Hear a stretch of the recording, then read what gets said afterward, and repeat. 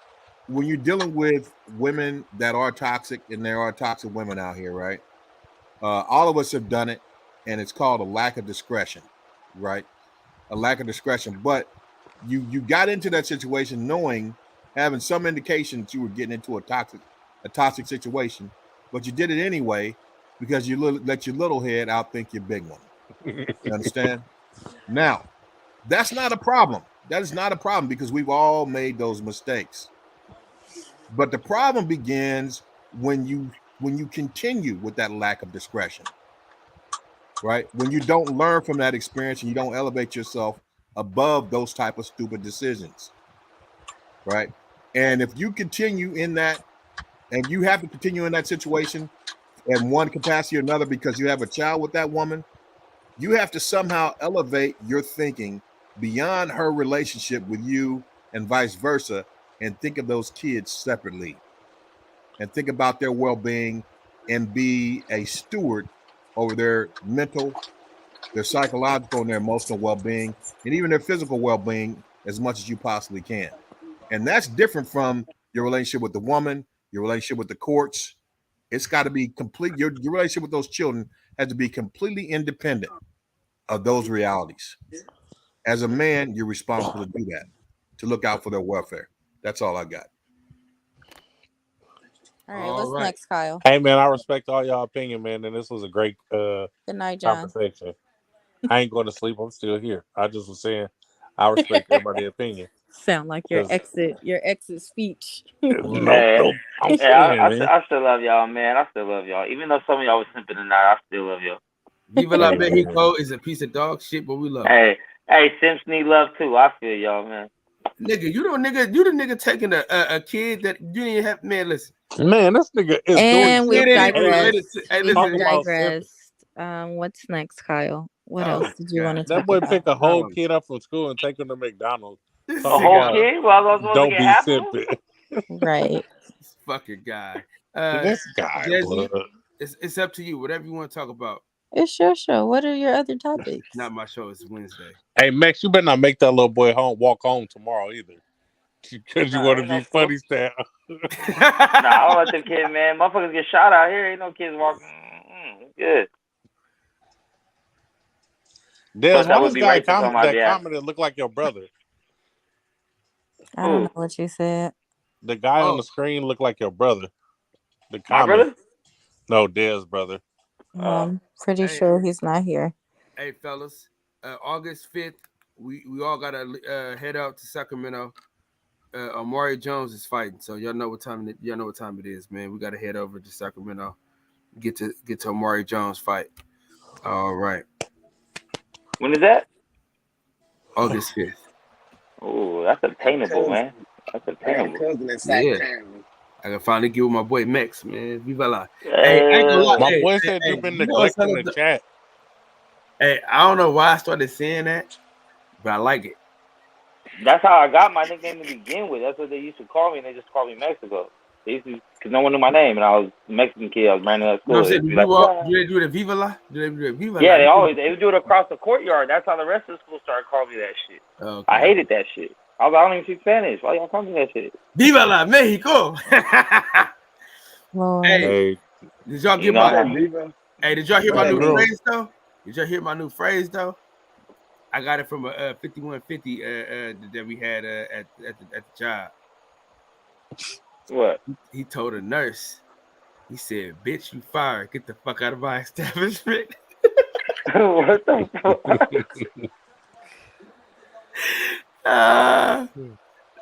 That shit was so, what we on? What's the subject? Well, really, what we on, Dad? I'm gonna be quite honest with y'all, right? You about to lay down? I'm 2 minutes and I'm out. This is a 3-hour show that I've been a part of. But Thank you. I appreciate that. Hey, everybody give it up for Kyle being on his grind, man. I like catching his motherfucking grind, boy. Calvin doing 6 videos a day. For real. He's on now. Hey, speaking of, I'm not gonna read the night time. I'll tell you tomorrow. It's not. Yeah. Hey, so is Fred giving you that motivation there, Kyle? Is that where you know, Fred, listen, let me tell you something, man. Fred has done so much for me in this YouTube career of mine, and in my life in general. You know what I'm saying? Like, what people don't know is when we go off the show, me and Fred are having like 30-minute conversations about life, man. Fred has done so much for me, bro. Man, let me go to my camera on, man. I gotta get emotional right quick. Let me get All right, good night. Hey, Well, The whole this panel was leaves. nice. hold on. Let me get this out, man. Just I know gone. I know my dog listening and shit. I don't want to see you crying though, man. Don't start crying on the screen. Damn. Hold on. Cry, go viral. Sorry. And then Reggie Owens will make a video about you crying about Fred. Whoa. Hey, they been So talking double up. hell shit about whoever Fred is in the comments. I'm like, these are some weird ass dudes. Yeah. So now you got to see my face and shit. But yeah, man, listen. Fred has done so much for me in my YouTube career. You know what I'm saying? The nigga's the reason why I even have a YouTube channel. You know what I'm saying? Without him, there's no boxing section. And I always tell him that. You know what I'm saying? But Fred is one of my biggest inspirations, man. You know what I'm saying? As far as the grind, as far as Take your like time, Kyle. Take your time. yeah, family and shit like that. Because me and Fred, we talked like 30 minutes after his show go off. The reason why my show don't start at 9:30 is because we're constantly talking and building and growing. You know what I'm saying? And the new grind came from Blue Blood. I spent the weekend with him in New York, man, and I seen this motherfucker grind and freestyle and shit. I'm like, dog, I gotta get my shit together. So between Fred and Blue Blood, you know what I'm saying? Those two dudes, man, I owe them a lot as it pertains to YouTube. And also, my dogs on the panel, you know what I'm saying? My folks that come on this shit every day. Best Pugilist, Mex, Centos, Picasso, Brandon Washington, Pittsburgh, you know what I'm saying? Detroit, BC when he come through. Shit, who the fuck am I missing? Look at me, the DB. co-creator of the boxing Yeah, section. man. Jay Coop, of course. Hey, Max, you fuck with the WNBA? No, he doesn't like boxing women's sports. What the fuck? Oh, that is Six Central. It's Six Central tonight. I can't take it. Oh. This shit is the But for with real. that, For real. with that, and DJ, hold on, my bad. DJ, Said no man ever. Hold on, shut the fuck up. My co-host, What about DB? DJ, listen, shut the fuck up, boy. You know what I'm saying? DJ, Hey, my don't be telling us co-host, to shut the my fuck up, motherfucking blood. dog. Without him, this show wouldn't be shit. Without Desi, the show wouldn't be shit. But without DJ and Centos, from the start of this shit, man, I thank y'all, man, for real. Like, y'all niggas understand, y'all help a nigga grow, y'all help a nigga continually to move forward and shit like that, man. We just gotta keep moving forward as the brotherhood, man. You know, the boxing section's always been about the brotherhood. And I gotta give a special shout out to Reggie Owens, you know what I'm saying? Although we won't see eye to eye all the time, but that's my motherfucking brother. No matter what we go through, this late night slot, I wouldn't even be on if it wasn't for him. So I always gotta give a shout out to niggas. You know what I'm saying? And even though I don't talk to H Money no more, without him, I don't know what him you are. So you know what I'm saying? You know, that's just the facts of the matter. You feel what I'm saying? And I got nothing but love for them boys, man. What about DB? For real. No, DB, come on, man. Cuz still come through. He still come through, man. You know what I'm saying? DB, my man, 100 grand pots and pants. You know what I'm saying? The casual MMA fan. You dig what I'm saying? If I miss anybody, man, charge it to my Hey, it's a comment over there for you in the comments, man. Huh? Somebody commented something. Yeah. No, I don't have that ability. In my box. I ain't got that ability, baby. I ain't Jesus. Hey, Kyle. Only Jesus can handle that, player. Hey, Kyle. Let me ask you a favor though. Unblock me. What? Unblock me. I'm blocked on your channel. I don't know how to have that. Yeah, I don't know either, but I don't even know how to do that. Oh, you don't? Okay. Doesn't matter. I mean, you know, You gotta go into settings. I had never done that. I never even blocked you. I don't know how the hell that could happen. How'd you get blocked? Who blocked you? It could have been something he wrote in the comments, like because of the community rules and stuff. So YouTube could have automatically blocked him. No, where do I I go? That would have I would have to put profanity or something in there, right? I mean, not necessarily. It could be like hate speech, or it could look like bullying. Oh, It okay. doesn't necessarily have to be profanity. Okay. All right. Yeah. Yeah. Well, you know what? I always appreciate coming into these forums and hearing people talk, because I think, that's the key to coming up with to solutions to our problems, the things that we see. We have to hear other people's perspectives, and usually we learn something from each other, regardless of whether we believe or agree with each other or not. We learn, and if we're doing that, then we're moving forward. If you're learning, you're having expanding your knowledge, then you're moving forward in life. So I respect all you brothers out there that have families. I'm married. I have a wife, but she's my second wife. When I was in the military for a long time, I was in the military for over 20 years. But I had my first wife. We divorced while I was in the military, and then I had to raise my son the rest of the way from as a divorced parent. But the guys that are able to keep their families together, practicing true manhood, and the women are practicing true womanhood, and that really means that translates to true families, then you guys are the heroes in society. You guys are the heroes in society, because that's the right way to do it, because that's the way that works. So we just need to continue to support that, place that in high places, and know that anything outside of that is the wrong thing to do. So we're sleeping around with a bunch of folks, not having committed relationships that build families. That's not the right thing to do, because and you're not gonna. It doesn't turn out good. It doesn't turn out good that way. So I don't know how to unblock you, dog. I don't even know how to get to that shit, bro. I'm Don't about to worry ask about it. somebody that's blocked somebody before, because I don't know Don't worry what. about it. I usually get on anyway. Don't worry about it. I usually get on anyway if I really want to get on. Usually Centos or Centos is probably usually the one that lets me in there, or DJ. Centos, say something with your old ass. Something. Oh, love it. Hey, limited. Yeah, something you got to go in the settings. I don't know how to do it. I'm surprised he's blocked, but it is what it is. Some kind of way we got to get Mike unblocked, because Mike is a true brother to. He's a contribution to the panel, in my opinion. Comes in with some great thought provoking arguments, and I appreciate him. Uh, like he said, everyone may or may not agree with one another, but we all come here as a family, and that's what's appreciative for me.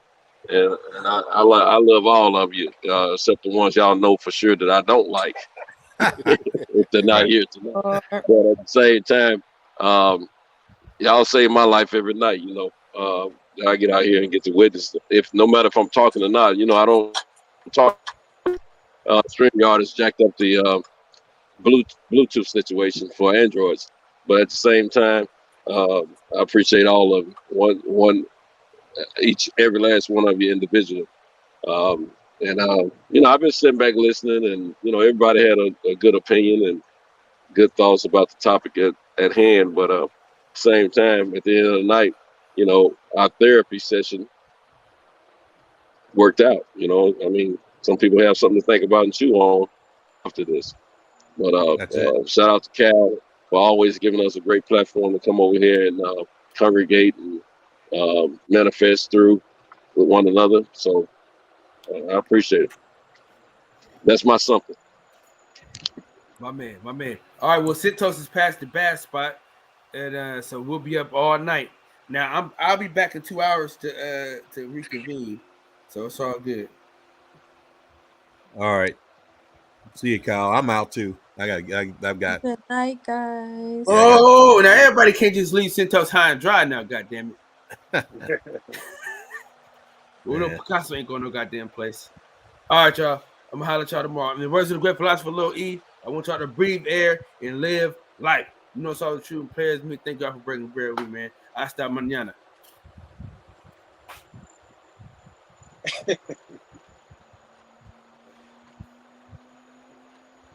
Fuck it. I'm But out of here annoying too, people. people. What's the Hold it topic down. we on? What's the topic now? Hola. Whatever you want to be. What you got? Let's do 3 topics and the best ones stay in the circle. Let's see what Desi has in mind.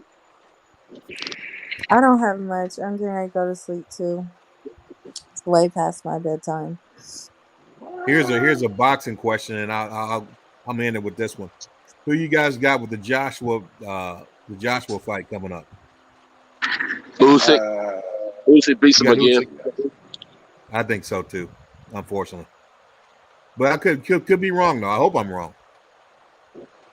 but you know what? I don't know if AJ learned anything.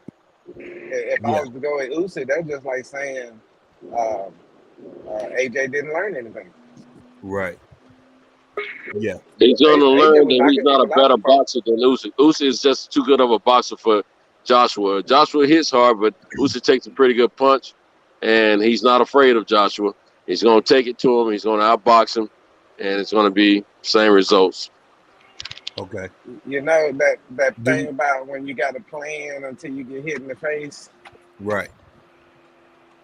Do you think that's a This you ain't think no Andy Ruiz situation. He ain't eating his way into fatness. He's eating his way. He's going to train his way into victory again. Andy okay, Ruiz should have beat Joshua the second time, but he screwed up. right. Usyk is a smaller guy, and he has been beaten. Hey, let me ask you this, man. Do you think that Joshua's lack of success coming up here is a function of Robert Garcia getting with Robert Garcia? You think if he would have got with a trainer like Derek, the brother that changed Earl Spence into Charlo, Derrick James. Derek who? James. Yeah, Derek James. If you'd have got with Derek James, you think he would have had a better opportunity, a better chance to be successful in this fight? This question. You I, know I, I what? think I think he. I love Deontay Wilder. I love Uh that brother. But Deontay Wilder had already learned his style of fighting. He gotten too used to it. And I think the same thing applies to Joshua. huh. I think they're gonna learn in the gym, but they're gonna be who they are in the ring the night of the fight. That's what I Right. believe. Yeah. Yeah. I don't think AJ got the hunger that he needs to have when he's in training, and I think that he has to have the hunger because what I saw him when he first came out, back when he fought Brazil and some and Dylan White and them, even Klitschko when he fought them, he would get knocked down, get back up. That's when you got hunger, when you ain't out yet, you ready to get back up. So I think that he lost something when he got to Andy Ruiz. All that coming over here, it was a shock to him. Right. Eddie Hearn moved him wrong. Instead of having him come over here, in the way back, he that was the wrong thing to do, just to bring him over here and shock him like that. Because we realized that style over there is totally different from the style over here. We move around over here in the ring, and we'll cage you in the ring over here. Over there, it's more of a if you're big and bulky,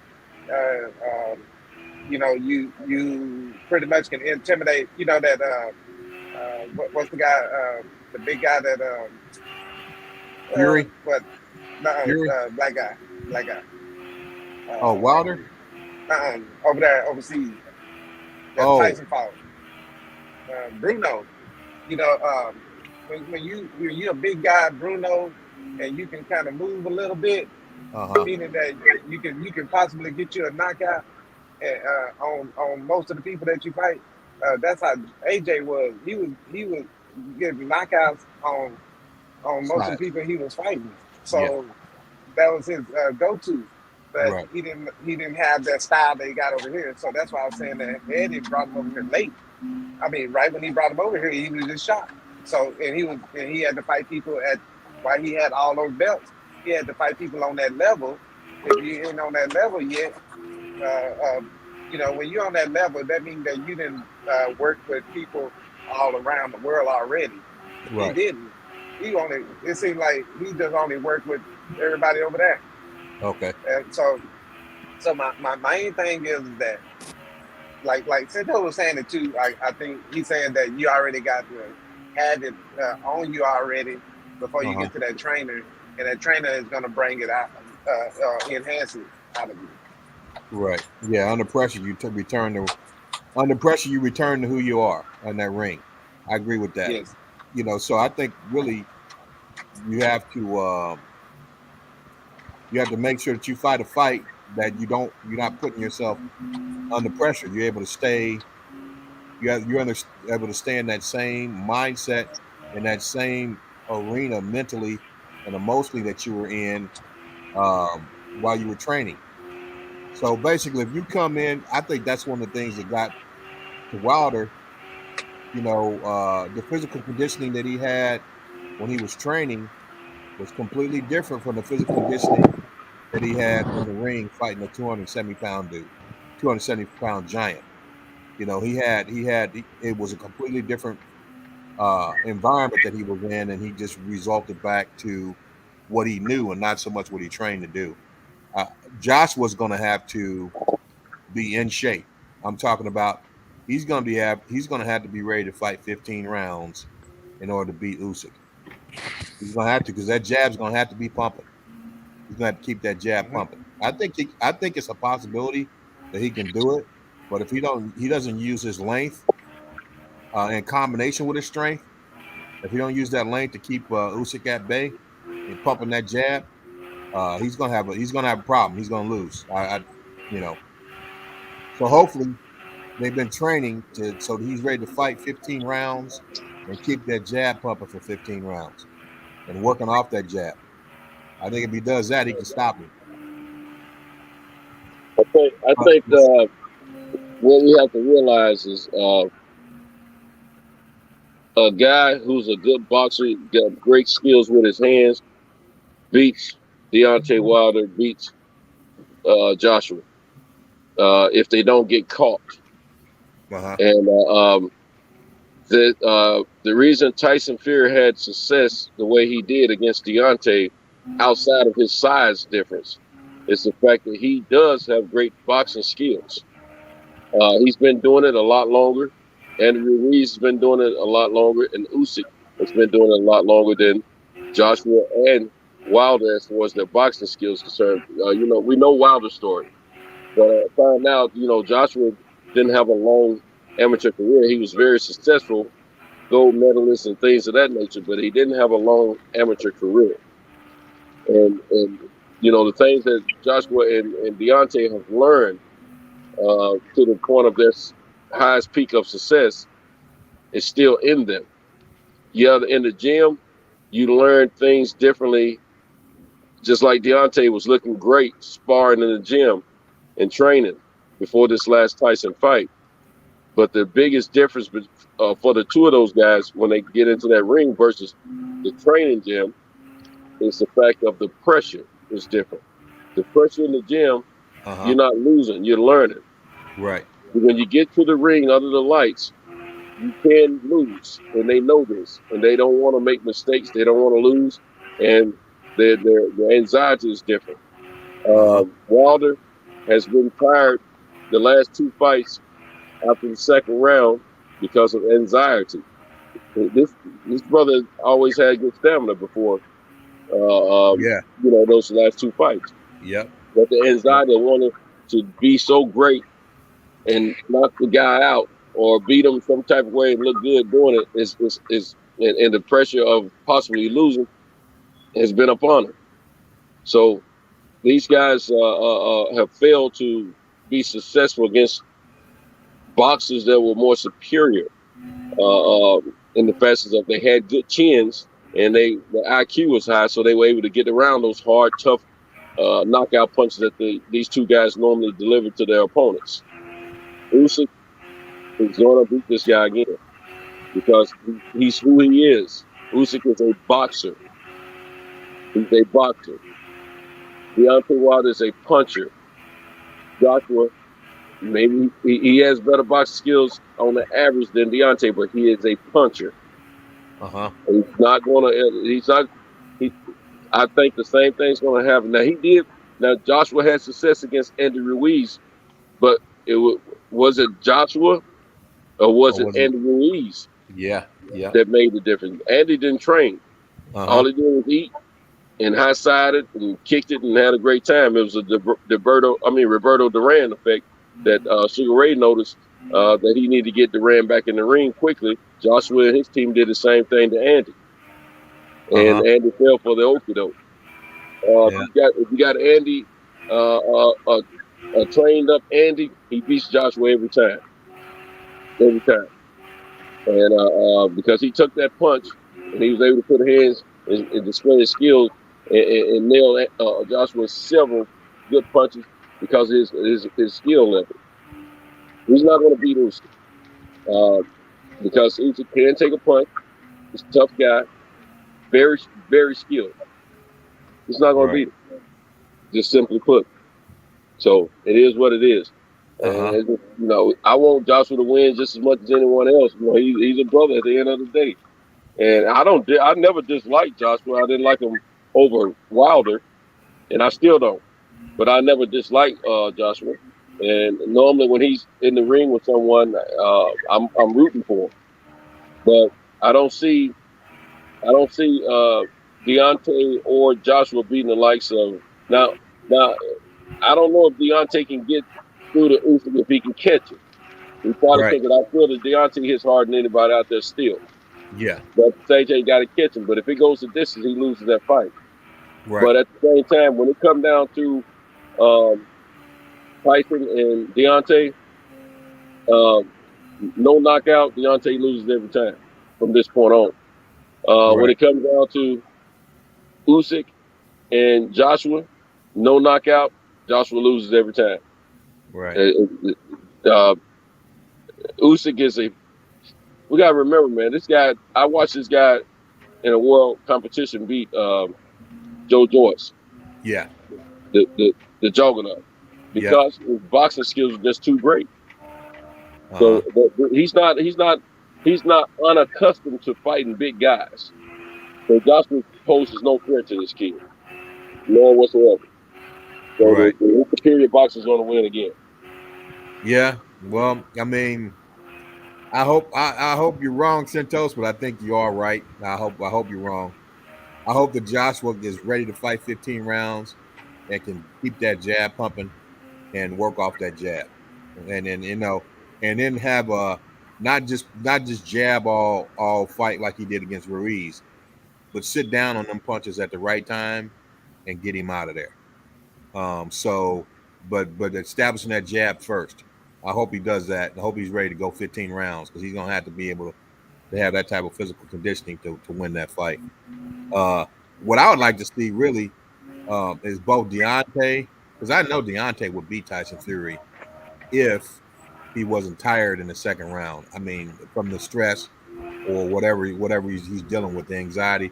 Hopefully, the brother doesn't have any heart condition developing. But what I would say Can is I say something? Derek James. I would love to see Derek James train Deontay Wilder and for them to have a fourth fight. Because I know if Derek trains him, he's gonna be in shape. He's gonna be in shape. He's Can gonna I be say ready to something? fight. Yeah. I don't think Tyson Fury. I'm gonna start with him. I don't think Tyson Fury has superior skills. I think somebody his size with superior skills would beat him every time because he's dirty. But Uh-huh. and when I get to Wilder, I think Wilder is just missing a part of his game, which he didn't have to use all the time, and that was close quarters on the inside fighting. You know, he wasn't guarding himself at certain times when them punches was coming on the inside, Uh-huh. and those punches was landing every time. He wasn't stopping it. So Right. on the outside, yeah, he knocked Fury out, and Fury admitted that. So that was like four times he knocked him on the canvas. If he got up late or not, he still knocked him on the canvas, and he was out. Yeah. So I give him that credit. And as far as all the cheating and all this, and the Carefoot, Martin Carefoot, the board nuts and all that stuff, uh, we all know that there was a lot of tampering going on, the gloves and all that. It was a lot of Ricky Hatton, all that glove. We know that, but what I just said first is what I think that about the end results. Tyson Fury, not the superior boxer, somebody his size, with superiority in boxing, and well rounded, would take him out of there because they know what they a good fighter will probably take out a dirty fighter. You feel me? So Sure. when you get to Wilder, if somebody keeps fighting him on, he just need to learn how to fight on the inside. He already know how to knock people out from the outside at the end of his punches and all that. And AJ, um, like I said, his footwork. You know what I mean? He like everybody always been saying it from day one. He never take his head off the line, and Uh, yeah, he need another coach. He need a coach that teach for the big man. You know what I mean? Like right. what's with Maul's coach, the big Charlo coach, I don't know his coach. Ronnie uh, Shields. Ronnie Yeah, Shields. Ronnie. Ronnie That's what I Shields. want to say, Ronnie. Yeah. Yeah, if AJ could have learned from Running Shields, because I like how Maul fights. Maul, you see how Maul did Jr. He caught the. I mean, that was pretty, but he caught that punch and then came back. You see what I'm But saying with but the he uppercut? he hasn't had a good fight like that since, bro. Right, but Mhm. Yeah, I know the guy can fight because he a duplicate of his of male. He just Mhm. he's fighting at a bigger weight.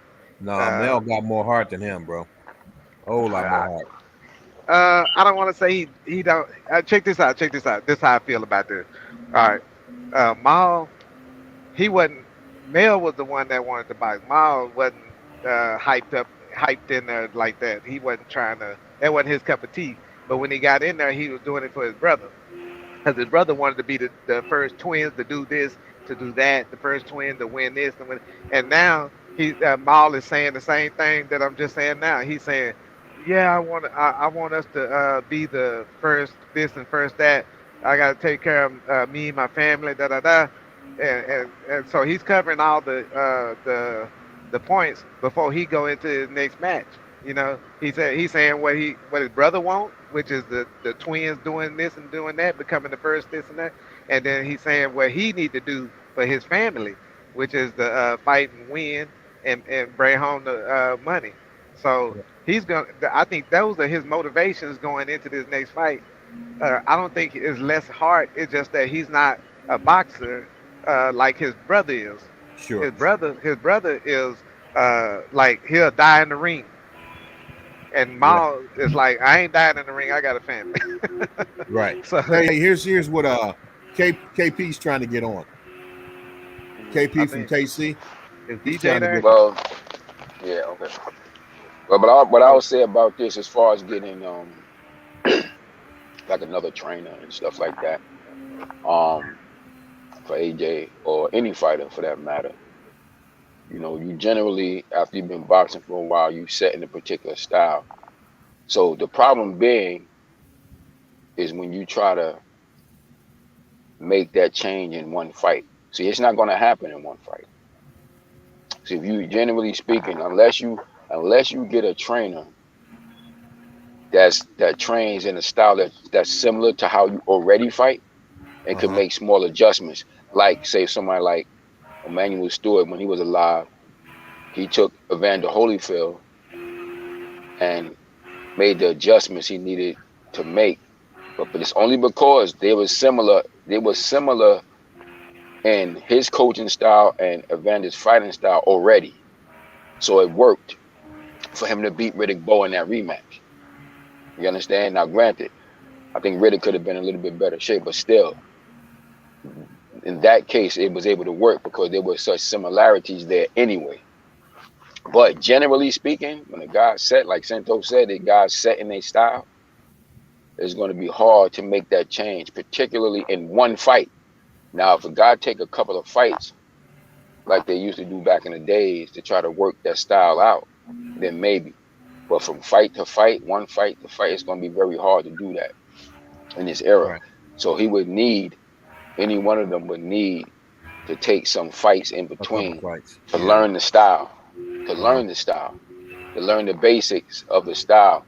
And then you go back up against that particular adversary. But if you're trying to go literally from one fight and learn a particular new techniques, it's generally not going to work Hey, let unless you just happen to find the trainer who actually is similar in style to how you already fight, you know, right. and they're not Hey, introducing so many new different tactics into yeah. your style. Hey, And what? that's the problem.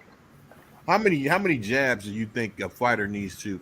And I'm asking you this because I know you used to fight.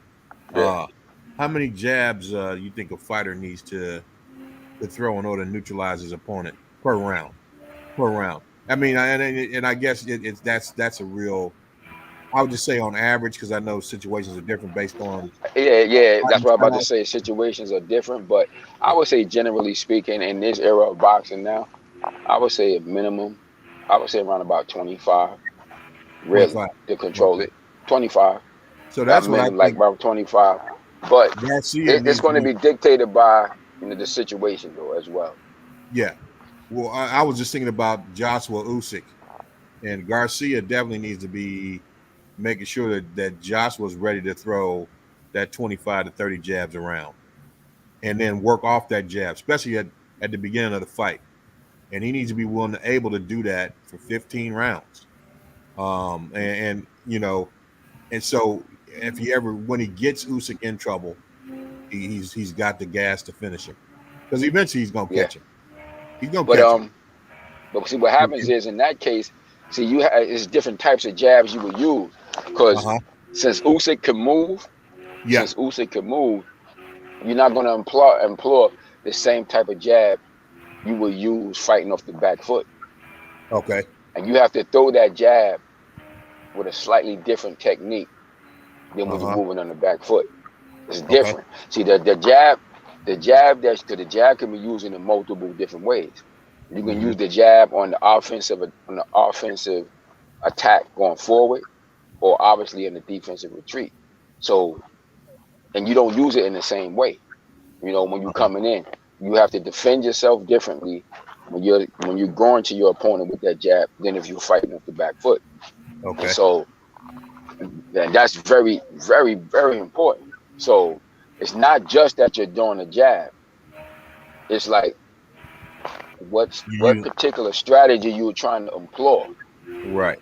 and are you being taught how to do the jabs correctly? Like, because you Uh-huh. don't use the same type of jab going forward that you Right. would use going back. So Yeah. that would dictate it. So if they have to determine exactly which style they're gonna fight in. Now, a part of the big problem for Joshua is his temperament. His temperament. His temperament, particularly, see, a fighter can have a certain temperament early in their career, and they might seem like they're a killer until they get hurt the first time. Ah. And once they get hurt the first time and rocked and shit or knocked down, a lot of times it'll change because once you experience that, and that that brings a whole nother ideology into your mind. Like when you feeling invincible and shit, you may be all aggressive and stuff like that. But when you get hurt and you realize you could be hurt, it change you up. So Joshua, yeah, early he used to be more aggressive, but once he got hurt, it changed his mentality, so to speak. So, but that dictates your temperament. Some guys have a different temperament, even if they getting hit. Like you remember Smoking Joe Frazier, he had the same temperament all the time. Right. All the time. Even when he was getting knocked around that ring by George Foreman in both of those fights, his temperament was the same. He was Uh, coming in trying. He was right. still trying because that was his temperament. Even though he was getting his fucking block knocked off, he tried it the same way. He fought the same exact way. He tried the same way. It just didn't work against that opponent. But Uh-huh. Joshua changed up. Like Joshua don't got the same like he got humbled bad Yeah, in that Ruiz fight. did you see his press conference with Usyk, the last one? Yeah. It seems Mm-hmm. like, man, I don't know. I see something in his eyes, man. I see, one thing about Joshua, I think that dude used to fight on the streets. So I mean, he's used to. I mean, he's lost before he became a professional, and it just looks like he just got a different resolve, man. It really did. I mean, when I saw his demeanor, the way he addressed Usyk, it just looks like he's got a different resolve. He's coming in there to do damage. He's coming in there. We're gonna have to see. I would like Yeah. to see him do well, but I really just don't see it. Like, Right. like I said, I don't see the temperament. I think like his temperament is not that. That's why he lost that last fight. Yeah. Because I picked him to lose. I picked him to lose that last fight. Yeah. Well, I I think was he like, feels like Usyk suckered him too, because he was all nice to him. They were all buddy before the fight, And here's the thing with the Joshua, he's still being buddy before the fight, but you can look and see that he's up on game with Usyk's mental games, and I really think he's going to be going in there to hurt that dude. well, he got it. Well, he really ain't got no choice because his Right. career is on the line right now. Like, he gonna have to. And like I said, I just don't see it. Like, Right. like boxing. You can't teach certain things in boxing. You can teach the skill set, but there's certain things you can't teach. Like, you can't teach heart, and you can't teach somebody, like, you can't make somebody have the ability to take a punch when they just can't. And I don't see that in Anthony Joshua no more. I did early in his career, but you're gonna get tested when you fight. The more you fight, and that's the key. The more you fight, like early on, a guy could look sensational, looked the part, but when he got tested, and honestly speaking, I just don't see. I don't see that in him. That's what he's lacking. And yeah, he got some other good physical tools, but at the end of the day, because I think, me particularly, I feel that as a heavyweight fighter, the one ability you have to have above all is not the ability to punch. You got to be able to take a punch. Yeah. Yeah, you have to. You're definitely gonna get hit. Yeah, with some serious stuff. Those are the biggest fighters in the sport, and you got to be able to take a punch. More so than anything. If you can't take a punch, you're not going to fare well in the heavyweight division. Yeah, you're just not. You got to be able to take a punch, and honestly speaking, he doesn't really show that in the way that, especially with the style that he originally was imploring in the beginning of his career. Now he did that, like Santos brought up a good point. The rematch against Ruiz, was it because of just the style that he used, or was it the fact that clearly Ruiz wasn't nowhere near the condition that he should have been in for a fight of that magnitude? Yeah, it was for a fight of that magnitude. Yeah. So you have to factor both of those factors in. Yeah. And so like I said, right now, like I would like to see Joshua do well, but I'm just saying, just going on what I'm saying, and then I also knowing the mindset of Usyk. Like, me too, I saw Usyk beat Joe Joyce. He was a big dude in that World Boxing Series. Like, the guy has a winning mentality. Like, he has a winning mentality. And just like I was telling one of my dude kept bringing up the white factor. I was like, take that shit out your head, B. Take that shit out of your mind. When you in that ring, that shit don't matter, B. Take that shit out. I said, because if you look at a guy like just one of my other dudes was talking to me, and he kept bringing up the white shit. I was like, take that shit out your head about Usyk. He ain't American white. That's for one thing. That's different. They ain't got the same mentality as the American white guy here. It's different. Why you think they went over there and why you think they started grabbing all those dudes from over there to represent them? So, and I said, he got a winning mentality. Like, that guy ain't lost in forever, and he done won everything that's major worth winning. He done won he won the Olympic gold medal. He done won the World Boxing Series, and he was the undisputed cruiserweight champion. And I just seen his mindset that boy got. Now when you talking about look in somebody's eyes, he got that look. Right. Like Let that me ask you bugged out something. look like you're going to have to beat him. Don't you think that Joyce? I mean, it sounds like a huge uh, win for Usyk to beat Joyce because of his size and the Yeah. juggernaut and the way he fights. But don't you think Joe Joyce's style is tailor made for Usyk? The dude's slow. He doesn't really move much, and not even in Well, pursuit. And yeah, I mean, well, yeah, yeah, in degrees, yeah, in some ways, but still, um, he managed to pull it off. Like, because a lot of people like to harp on the size when it comes to boxing. I'm not one of them, but a lot of people want to harp on that. Like, ultimately, I feel like the better skilled fighter ultimately is going to win. Ultimately, right. I'm And I I'm agree not with. one of these people. I'm not one of these people who are on the side shit because I come from an era of boxing where I've seen smaller men in the heavyweight division, and I know the history well, because of my study and research, of smaller heavyweights beating bigger dudes. Like I Right, watched I got film footage, and when I was little, I've seen Muhammad Ali beat bigger men. You right. know, I read Joe Louis' autobiography and him beating much bigger men. You know, Uh-huh. so I've seen like even you take somebody like I just spoke with Joe Frazier, a lot of those guys that he was beating was much bigger men than him. Like Uh-huh. Buster Mathis Senior, who was actually the Olympic representative in '64, who beat Joe Frazier in the Olympic trials, but broke his hand, and couldn't represent. He was much bigger than Joe Frazier. Joe Uh-huh. Frazier knocked him out. You Wow. understand what I'm saying? So Uh-huh. yeah, he was much bigger than him, man. So like I've seen it all the time. So I'm not one of the I don't subscribe to that shit. Like a lot of Right. people try to use that with the Fury and Tyson and Deontay Wilder. I don't think that's not the reason he beat Deontay Wilder. Right. He beat Deontay Wilder because of his skill set. Everybody try to find an excuse. Oh, his size. No, Deontay Wilder is a big fucking man too. Yeah, but And Deontay was when tired after the Deontay first Wilder round. and when Deontay Wilder was much lighter, he dropped him twice Yeah. in Yeah, that first fight. I think that's the You key. understand? He Deontay was dropped him tired twice. in that second and third fight. He was tired in the second round, man. Yeah. So that's why I don't use that. I don't like to use that weight shit. Just like Joe Louis said, like the great Joe Louis said when I read his autobiography, when he was fighting Primo Carnera, who was the true biggest heavyweight champion of the true champion. They're the true heavyweight champion, 6'7".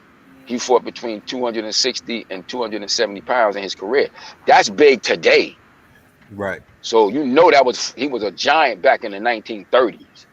Yeah. But You that's said a Joe big Louis man beat him? today. You said Joe Louis beat him? Yeah, Joe Louis beat Primo Carnera. Primo Carnera was the former heavyweight champion. He is the true biggest, I would say, true biggest heavyweight champion of the era when it was one heavyweight champion and not all these Right. belts split the fuck up. Primo Okay. Carnera was listed at 6'7", and he fought between 260 and 270 pounds. Right. Joe Louis destroyed him in 4 rounds. But when they Wow. asked Joe Louis before the fight, they asked him that, and Joe Louis weighed in for that fight, I think 196 or 198. Because I always get it mixed up between when he fought Max Baer.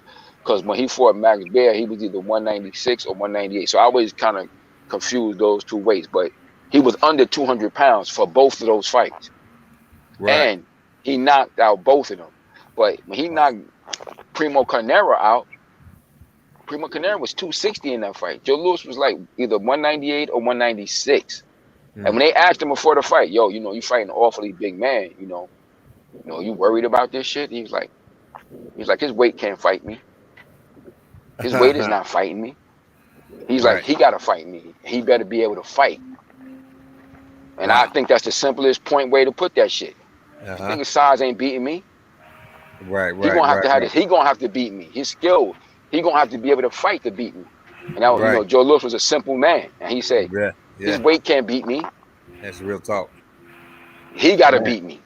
And I That's always funny. live, and that's what I live according to that shit. I watched Larry Holmes, who Hey, was let me say this, 211 man. pounds, Before you whip. before you Yeah, go before ahead. you Yeah, build on go ahead. that, let me say this. Because I think this applies, man. What you just said, that statement, His size can't beat me. His skill, he's gonna have to beat me. I think that Yeah. really applies to how we as black men need to view the system of white supremacy and oppression, because it seems like it's just a juggernaut, all encompassing, uh, omnipotent, right? All powerful.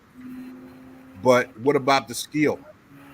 What Yep. about the skill of it? I think we as individuals, I mean, the bottom line is you talked about Usyk being a different type of European, other than the ones that are here. I mean, they lived a different life because they didn't have 350, 400 years of free labor and Yep. advantages, right? Now you gotta that took a toll on us as a race of people, an ethnic group of people, but also took a toll on those who oppressed us, because in order for them to stay on top, they have to have unfair advantages. Because if they Yep. make the level, if they make the playing field level, then guess what comes out? Our skill, Yeah. and it overcomes their Majority of the size. time. Yeah, the Huh? majority of the time, I agree. Exactly, the Yeah. majority of the time. So I think what you just said is, in regards to that Joe Lewis statement, it really applies to us as black people living in the system of white supremacy and racial oppression. But you bring up a good point with that, because you remember during that time period, they came in out of the 30s, in the 1930s after the Great Depression, and them the people of that era, they were some hard people. Like they think they was harder in their mindset Mm-hmm. and their way of thinking when it came to that. Simple but hard. It's hard, but it's like they would say, everything was, you was black and you had to do things. You knew that it was going 10 times harder for you to do it, but it was already set in your mind. So something like that, you was like, I don't give a fuck about that size. Like, it's simple. Like, his size can't beat me. Right. Like, I don't care how big he is. Like, Right. that's not what's going to be fighting me. He going to be fighting me. And the bottom line is, can he fight? Because I can. Because I can fight. So if he can't fight, I don't care how big he is. He not going to beat me. And, and that's how I'm on it. When I never subscribe to that shit. And mainly because of Joe Lewis. Because I know, like I said, having studied his career, read his autobiography, he beat plenty of big men. Joe Lewis would have been considered a cruiserweight today. Right. But he beat Primo, who was 260. He beat Max Baer, who was 220. Well, 210 in that fight, but he fought between 210 and 220. He beat Buddy Bear, Max Baer younger brother, who was 245. He beat another guy who was 255. But it was his skill. Like he said, I don't care how big they are. If they can't fight, their size don't mean shit. And I agree with that. Hey, Santos, let me ask you guys a question before y'all. KP is trying to get in. KP is trying to get in. Yeah, he got. Yeah, I know. Yeah, go ahead. Let me ask you a question now. That Wilder saying all that, how much? Because I think everybody got different perspective with that Wilder Fury, with the whole conspiracy with the gloves, water, and all that. How much disappointment did you guys have in all of that extra curricular stuff, where you guys just didn't pay attention to any of that stuff with the water and the controversy that the internet's charted with the whole gloves, Wilder with the gloves and tampering of the water, and Wilder firing his coach because possibly the tampering of the water, and the costume being too big, and all the extracurricular stuff that was outside of the ring itself. How much of that stuff did you guys listen to or not listen to, or don't play it a factor, or you see what I mean? Like, how much of that through those series of fights did you listen to or ignore during those fights, after aftermath? Not obviously not during the fight, but after. Hey, Santos, KP's trying to get in. KP's trying to get in. Santos. I think Kyle will have to get him on. Kyle will have to get him on. Yeah, I think Cal went to sleep, man. Yeah, I think he done went to sleep because he got me on just before. Because I reached out to him just before he went down. That's how I got back on. Okay, I don't know if you heard that, KP. Yeah, that's how I caught him just before he went down. So that's how I was able to get on. I think Kyle's the only one that can get you on now. Yeah, right now, because DJ ain't here. I think like when it comes to that, some things apply, but it's a tough situation. Like some things, I do think it was definitely some things going on, but that's the nature of boxing, though. Boxing is the red light district of sports, man. Always has been. So you got to watch motherfuckers because you give them the opportunity to do something slick. They 9 times out of 10 they gonna try to do that to you, you know. So I do think so. It was definitely some things in the mix that affected some things, and particularly in those first two matches. But ultimately, like I said, it just is what it is. That's like I said, that's like the nature of the sport. Unfortunately, boxing has a I think history of that shit. for You me, know. after the third loss, after the second and third fight, I just kind of discarded all that information because Okay. here's the thing for me. What I saw in the second and third fight is Deontay's cardiovascular conditioning was not good enough to win those fights because in both of those fights, after the second round, the dude was gulping water. He wasn't taking a sip and spitting it out. He was Yeah. gulping water, breathing Yeah. hard. I mean, he wasn't ready. Cardiovascular. I Yeah. think if he would have been ready cardiovascularly, he would have beat Fury in all three of them fights. All three of those I fights mean, because he got him in trouble, but he just didn't have what it took to finish him. but we can't really say that because you could kind of say the same thing for Adrian Broner. If Broner would have let his hands go, he would have been a hell of a fighter. But he just, through certain points of a fight, you see him and look like he just wouldn't let his hands go. Well, that's So a mental yeah, condition. but I'm I'm talking saying about that they. physically. I'm talking about physical conditioning. Deontay Wilder did not have a mental problem going into those fights. He was ready to bang. What I'm saying is his physical conditioning is what limited him. When he Okay, came so you out, feel like it's physical through all the yeah, his fights. You're saying physical that conditioning.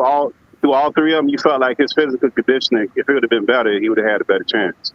Oh no! I mean, when you're tired after the first round, man, and second round you gulping water, you're done. You're done. It's over. It's Well, the over, But they first man. went fight, 10. They the did It's first 10 fight, frustrating though. I when thought he was in better Yeah, condition. The first fight, the first they when he did yeah, was 10 lighter, though. First when they he did. but was that lighter second, in weight, he was in better condition. I just thought that he was just so hyped for the fight, and he was just trying for the knockout so much that the way in which he fought. And you remember that fight, Fury was fighting more on the back foot, off the back foot, moving more away from him because Deontay was in attack mode from round one. yeah, He was in attack mode from round one to the last round, and that's why he was able to get him down. And yeah, so I thought his condition was good there. I just thought he yeah. employed the wrong strategy. That second and third Understand? fight, Because he was so amped up to try to win that fight. Like he was just purely going for the knockout. I just thought he used the wrong strategy, but his condition was good, even though he was light. yeah. That first Because he fight, was. yeah. The first fight, His yeah. But that anxiety second, was a big factor in Yeah, his I think his that's anxiety. Yeah, what affected his stamina in that third fight for surely. That second fight, I still believe that I don't believe got Mark Grill drugged. had anything to do with it, but I still believe that those That he something got would have to do drugged. with the water, and Hell because yeah. you could see Deontay's eyes when he took his mask off, yeah, yeah. he wasn't the hmm same person. Right, sure. And But what so I, I He just didn't still look the believe that. same. Period. Like if you've yeah, watched any of his 40 fights prior to that, he clearly did not look like the same fighter. So something was wrong, whether some way, shape, form, or fashion. Now I don't know what the fuck happened, but that didn't look like the dude who had fought those previous 40 fights prior. He looked different. He didn't look the same. yeah.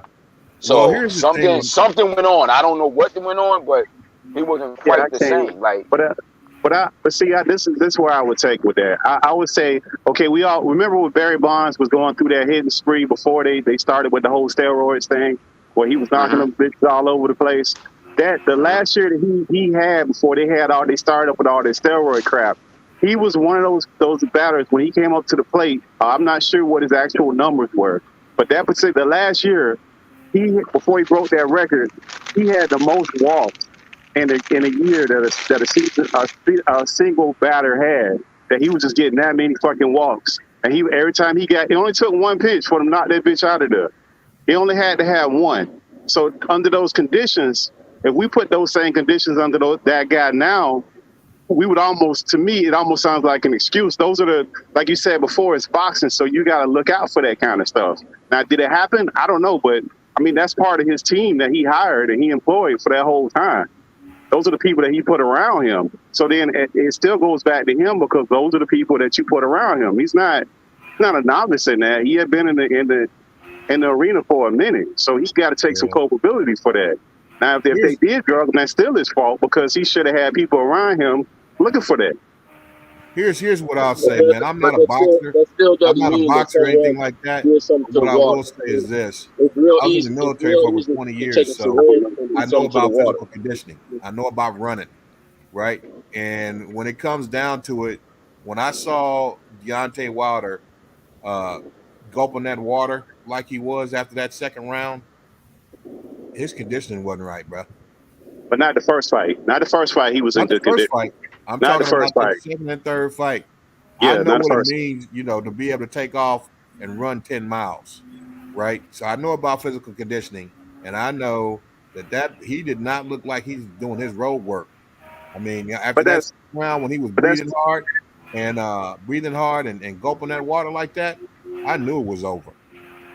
Yeah, but that's still his fault, though, Mike. All this is his fault, though. That's what I'm saying. Yeah, that's his fault. Yeah, that's his fault. I'm saying that, I mean, the bottom line is, I believe that Deontay Wilder has what it takes to finish Fury, except for the physical conditioning.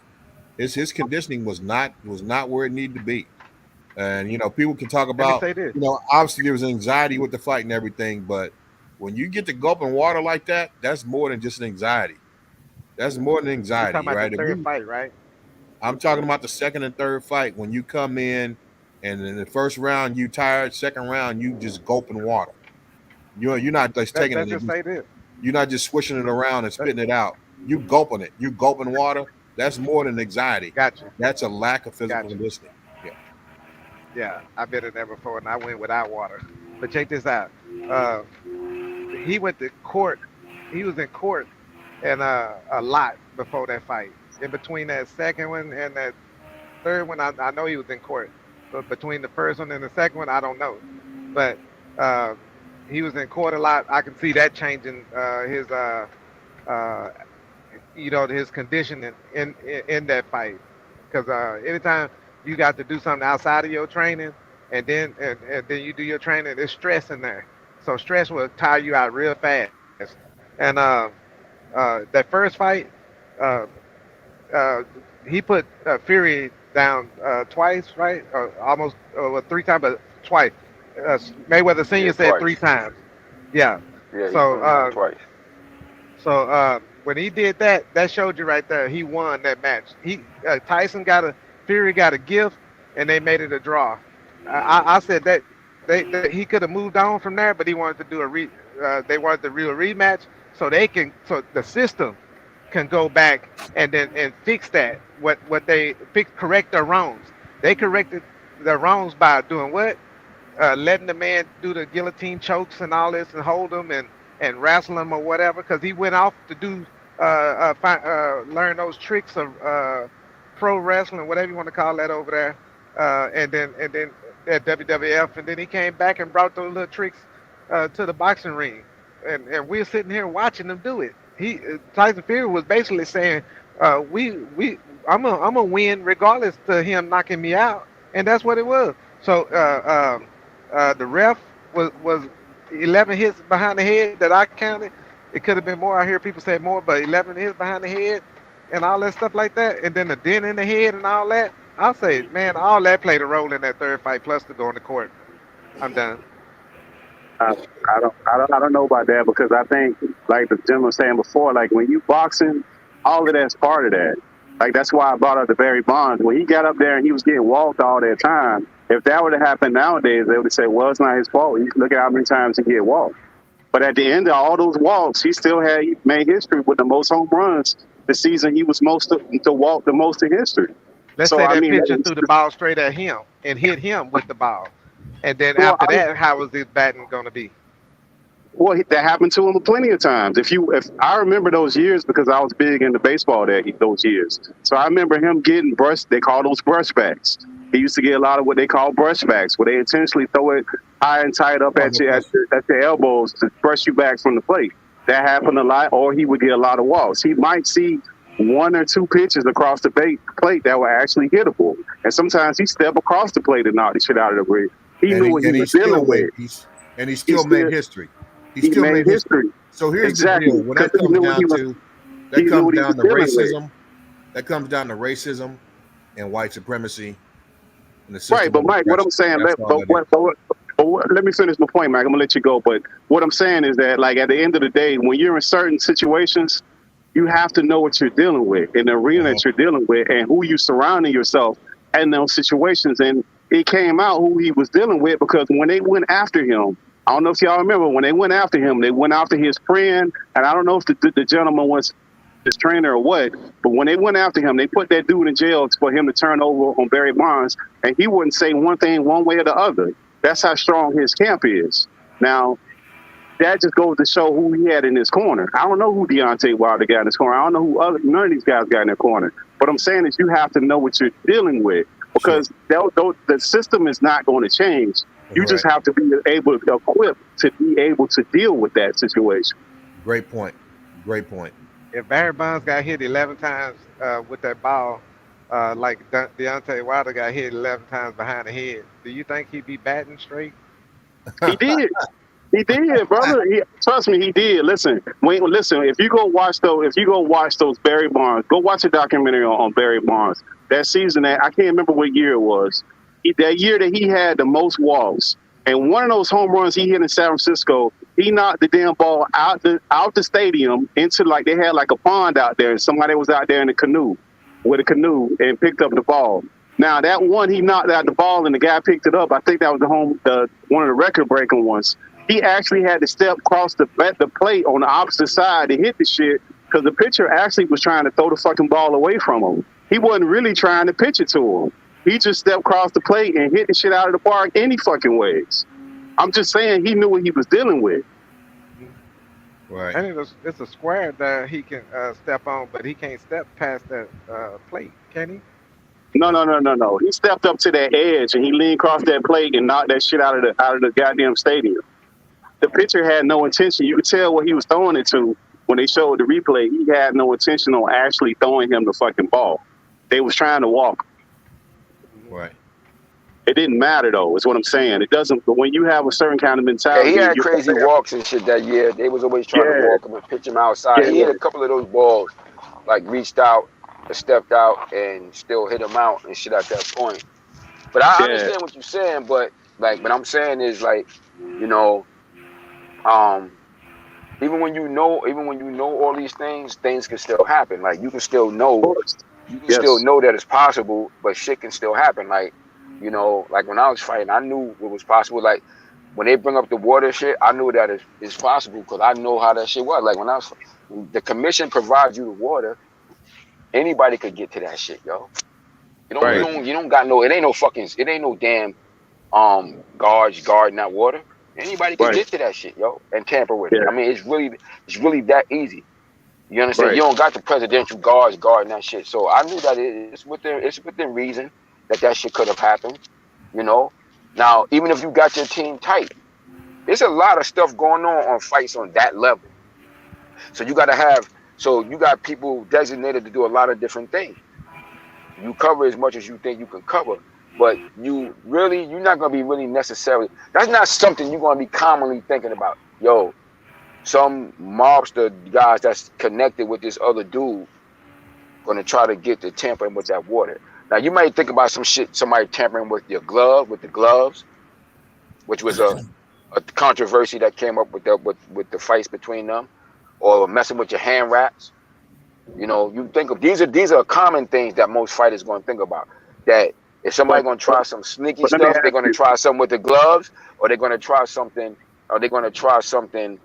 with the hand wrap. Now, when it comes to your drink, stop on the wraps though. Explain the wraps. How does that work on a fight? Explain the wraps. So yeah, like I don't know if you remember when Margarito fought Sugar Shane Mosley, and his trainer busted them putting the plaster of Paris on his glove, on his hand wraps, right? Yeah. Which they was cheating doing that shit, but they got away with that shit a lot.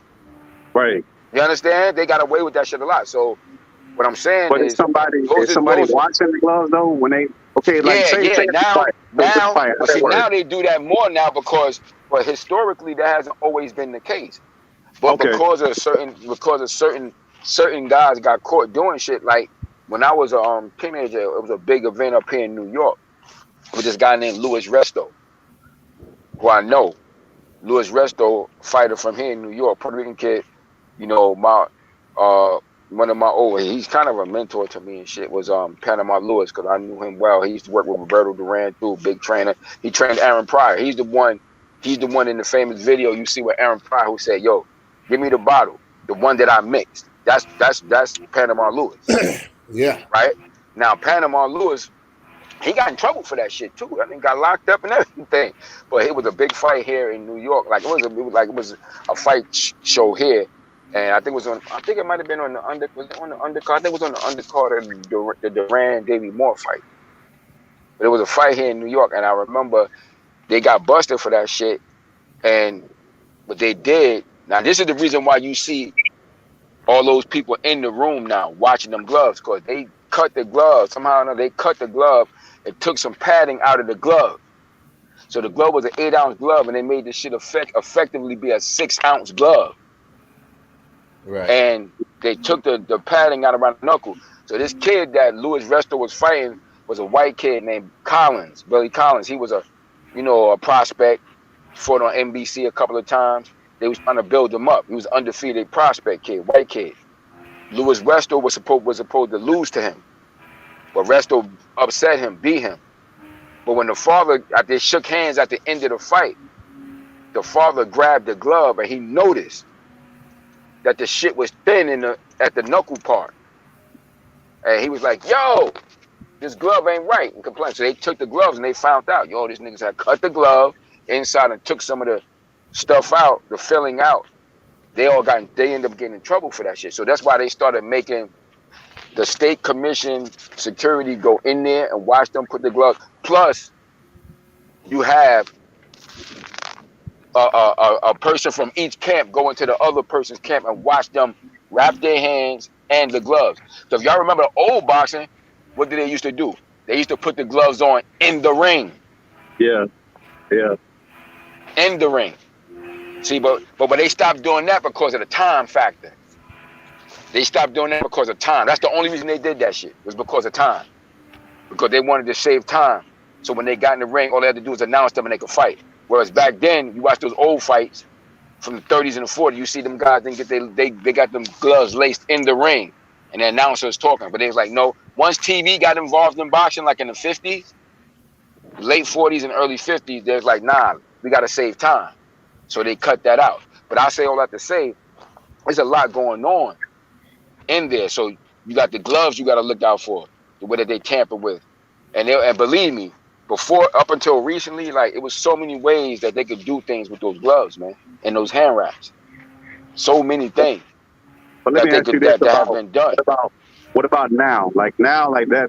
Okay, let's say those last big fights. Now, wouldn't they have somebody from the commission and somebody from the opposite camp sitting there watching them wrap that stuff up? Yeah, absolutely. Yeah, they both had them in there, but that don't change the fact that water.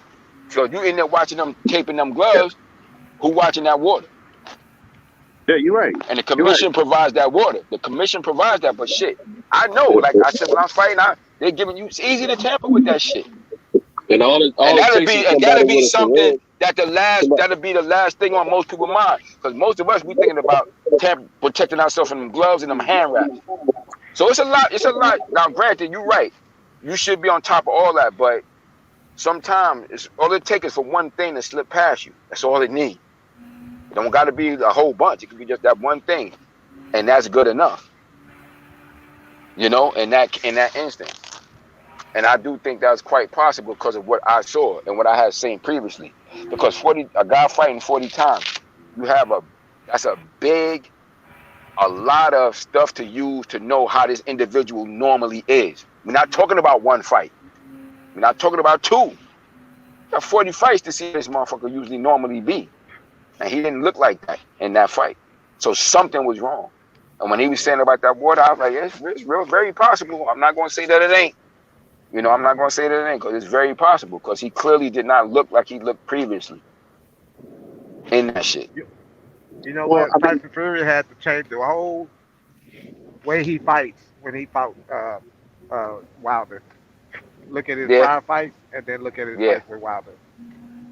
but I mean, once you say that, like, okay, going into that fight, everybody know Fury gonna cheat. That's his history. You know what I mean? Like it's kind of like you walking into that. You know, you should kind of know that going into it. Now, Yeah, Well, yeah, how you many? have an idea, but you know, I'm sure they figuring. Look, they yeah, figuring they gonna win. You gonna have some type of idea, but I'm sure, especially going into that second fight, Deontay know that he, honestly speaking, he probably should have got that fight because he really technically Fury was down long enough to have been counted out, but right. due to what the referee did, it prevented that from happening. So Deontay thinking, you know, I'm sure going into that, he thinking, yo, I'm getting him out of here this time. And I thought so too. If Tyson was gonna come straight at him once Sugar Hill took over his camp, and he was like, yo, why are you moving away from him? You should be going to him. Don't run away from him. Go to him. So I'm thinking if he do that, it's suicide. It's like going into a suicide squad to him. But what I Yeah, saw then did not look like what I anticipated, and I realized something is not right with Deontay Wilder. Now, it's not taking nothing away from Fear, but I was like, something ain't right with dude. Like, he right there in front of you. He not dancing away from you like he was the first fight, and you not letting your hands go. You understand? You look way tired, way faster than you did in the last fight when you was only 100, 200 and fucking 11 or 208 pounds. You know, people that keep talking about that weight difference. He was smaller in the first fight. Shit, Tyson Fury still was 254 pounds in that shit. This guy was like 208 pounds. And he still managed to knock him down not once, but twice. So that's why I don't like to use that weight shit. Because that yeah, but shit, that him being that, he wasn't even 210. He was under 210 and he got him down. okay. Let me You ask you understand what I'm another saying? question. Let me ask you another question since you want, because I know you know a lot about this. Now, what would you say in comparison in the last 15 years would be a comparison as far as a trilogy, like where they're fighting like that, where you had that much entertainment? Because besides the controversy, those were excellent fights. Very. I guess the as far as heavyweight fights, you got, I would say the Bo Holyfield fights were good like Okay, that. yeah, Very exciting. yeah. What got me was the one where the guy parachuted in the ring. Which one? Say it again. That fight, I think it was George Foreman, maybe, or was it George Foreman and Holyfield or somebody like that? The guy parachuted in the ring. It was like in '91. Oh yeah, yeah, yeah, yeah. They beat the shit out of him, didn't they? Yeah, they got him. I mean, he won't be fair. I mean, he got messed up pretty bad. And I think he went to jail on top of that. They Nah, had that was what? the rematch of with the parachute guy. That was the rematch of Evander Holyfield and Riddick Bowe. That was Yeah, Oh, the okay. second fight. yeah. They fucked him up bad. He went to jail pretty sure. Yeah, that was something else.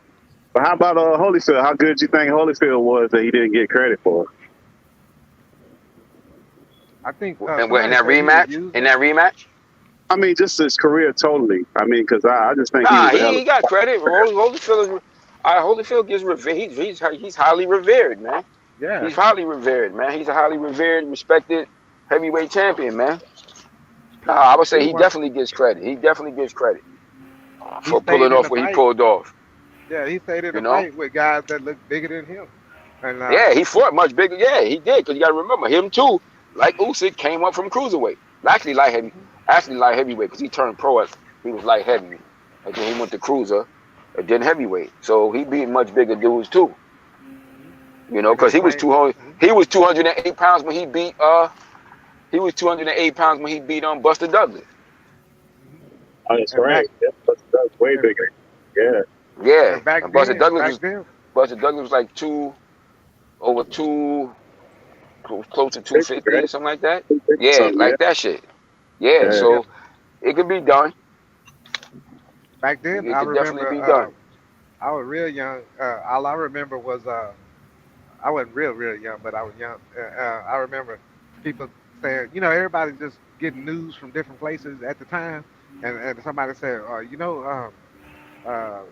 Mike Tyson was Holyfield's sparring partner. Is that true? They worked together. They did some boxing. They sparred a few times in the amateur. Cause when them guys, in at the Olympic training center. 'Cause you got Mike Tyson was an Olympic alternate. Okay. He was an alternate. Cause remember he lost. He really won, but they jerked his ass when he fought Henry Tillman. He deserved to be on the fucking team, but that was more political. That was more politics than anything. Cause that team was already basically set. That's how Tillman got those fights. Got those fights. Because Henry Tillman had already made his name. Henry Tillman was the man. Keep it a buck with you. He was the man from like about 82 to 84. He was winning pretty much everything. Mike Tyson, when he came on the scene, he just came out of nowhere, basically. We went straight from the Junior Olympics, and then he went to the senior tour, and he was just rocking everybody. You know what I'm saying? So he just came out of nowhere. But Henry Tillman was really the dude already. And he had that amateur boxing style, which was the style that they preferred at that time. Mike Tyson fought with a more professional style, and Mike Tyson was also connected with Customato, but Customato had no real successful amateur that successful as Mike Tyson since really Floyd Patterson, who won Olympic gold medal in 1952. So Mike was basically an outsider. Mike Tyson was basically an outsider who came out of nowhere to almost upset the apple cart, and they just wasn't allowing that shit. That's why, even though he really deserved to win those fights against Tillman, they didn't give it to him because Tillman was a part of that. He was a part of that group of elite fighters at that time that was already, basically picked to represent that team. And he was good though. Don't get me wrong. He was nice as an amateur. He was damn good, but he really didn't deserve to win those fights against Mike Tyson though. Like when you say that about Tillman, it made me think that okay, everybody wasn't looking at Tillman as much as they were looking at Tyson as he was coming in. But do you think it was the advertisement that played a factor in that? No, because Tillman, like I said, Tillman was the dude, but see, he just became he was like a whirlwind when he came on the scene at that level with those particular dudes, because like I said, that team was basically set, man. And when he came, when he came in there, he just, like I said, he just came out of nowhere, and he was like a sensation, and he kind of like upset the apple cart a little bit, but it was basically like for Henry Tillman, man, you just got to survive against him.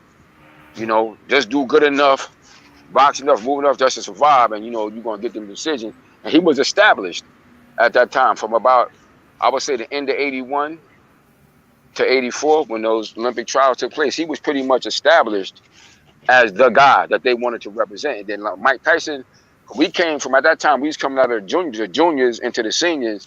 And when he went into that shit, I remember I saw Mike Tyson fight this white guy. He was pretty good. I remember his name was Henry Milligan. And I was shocked. Mike was fucking everybody up. But I ain't gonna lie, I was an amateur too. Like, he knocked Henry Milligan out. I was stunned to see that shit. I ain't gonna lie at the time. Because Henry Milligan was already a senior boxer who was pretty good. I had seen him fight on a couple of times. Mike Tyson knocked him out. Was he heavyweight guy? Mike Tyson was like 17. He was like 17. So, like I said, when he came on and got into the tournament, he like kind of he just got in and upset the apple cart, similar to how he did as a pro. Like when Mike Tyson entered won the heavyweight championship, HBO was throwing a tournament to crown one heavyweight champion, and it was Pinklin Thomas, Larry Holmes, all of them was in it. Mike Tyson wasn't in that tournament at first, but he was such a sensation. He ended up getting in later, and he ultimately ended up winning that shit all. He ended up winning all of that shit. So he did was similar with the amateurs. It's just like setting your pit bull out. It's like setting your pit bull into a party. Yeah, he just came along, and he was just, like I said, Those guys like Henry Tillman and them, they was established, man. Them guys was pretty much established, the favorite, and he was the top dude. Henry Tillman was the top dude, and you know when he got into the Olympics, he represented. He got busy, cause shit, having survived that stuff against Mike Tyson, he was prepared for anything else. Did And Mike he do went the in there, and Olympics? huh?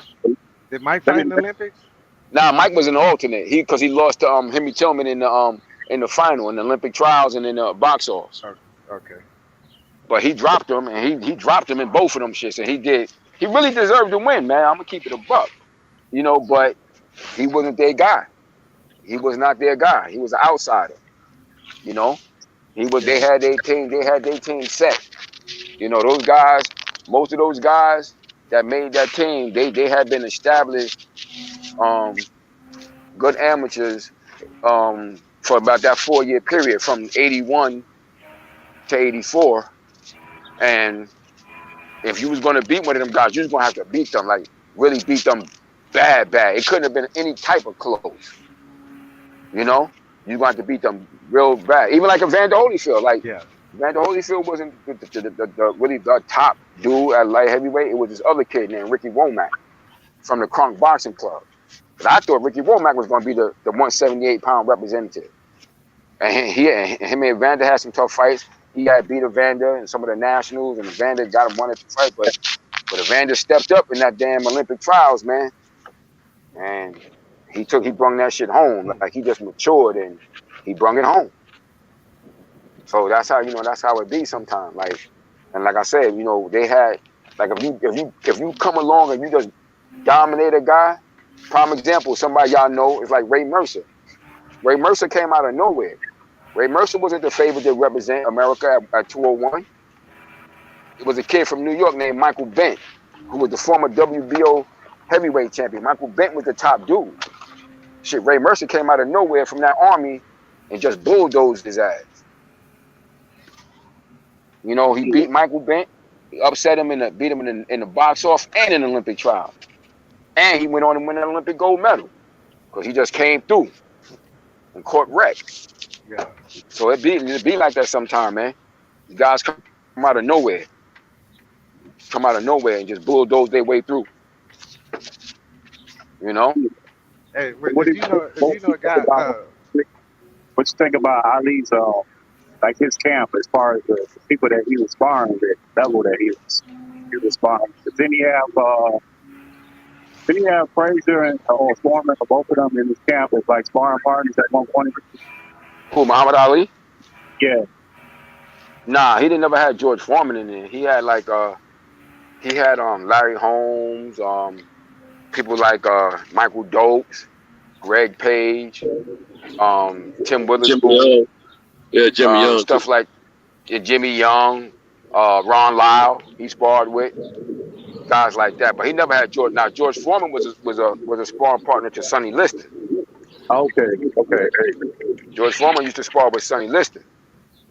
You know, because George Foreman won that Olympic gold medal in '68, so he used to spar with Sonny Liston at the end of his career.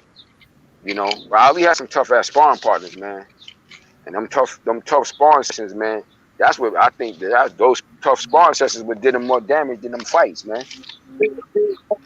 You sparring with guys that good every day when you sparring, and then especially once he got a little older and his career in the '70s. Yeah, his career in the '70s, man, he was sparring those good dudes, man, taking a lot of punishment, man. Them sparring sessions did more damage to him than his actual fights. And do they spar as much now? Would you say that they spar more now as far as boxers than they did back then, or they just about the same? No, because you got to remember, back then they fought 15-round fights. They don't fight as long now. Fight only 12 rounds. Yeah. So they had to spar more rounds to be prepared to fight. You was fighting for 45 minutes, so you had to spar more rounds to be ready for it. So nah, not quite, because you don't fight as much rounds now. So you don't got to spar as much. You know, them guys used to spar a lot more. They fought more. Yeah, you sparring a lot of, you 15-round fighters. That shit, 45 minutes of fighting, man. I mean, with this It's only technology, you think 36 they'll now. It's 36. 12 is 36. You know, that used to be the junior championships, like the North American and the USBA. Those used to be 12 round. The world championship was 15. So that's 45 minutes. That's a lot of goddamn fighting, boy. Well, I mean, what they Look, you know might is as well open say, now as far as technology and nutrition and all of that. That's what I'm saying. Like, plus the rounds, you think that's less because of that, or just the rounds itself? It's really what nah, drove look at it. down. Look at it. It's just the television. What you mean? Say Check it that out. again. Wait, They I don't still understand. Say that But again. Say what you were saying. I say, do you think it's just the rounds itself had a big impact? Do you think it's technology as far as us knowing about nutrition and the body and all of that played a role, obviously, but the rounds itself is what was the main factor in driving the round, the sparring sessions down, the no, decrease? they were healthy. They were healthy, eating healthy back then. I mean, more healthy, and they were burning it off Well, because they was fighting. See, they were fighting yeah. more on. They was fighting more professional matches or whatever you want to call it than now. Now they're Hmm. sparring more. Then they were Yeah. fighting more. You see what I'm Yeah. saying? That's It's that's a hard to get part them of to it as fight well. now. Yeah. Cause let's think about it. Let me give y'all this example. Let's take Sugar Ray Robinson, right? For instance.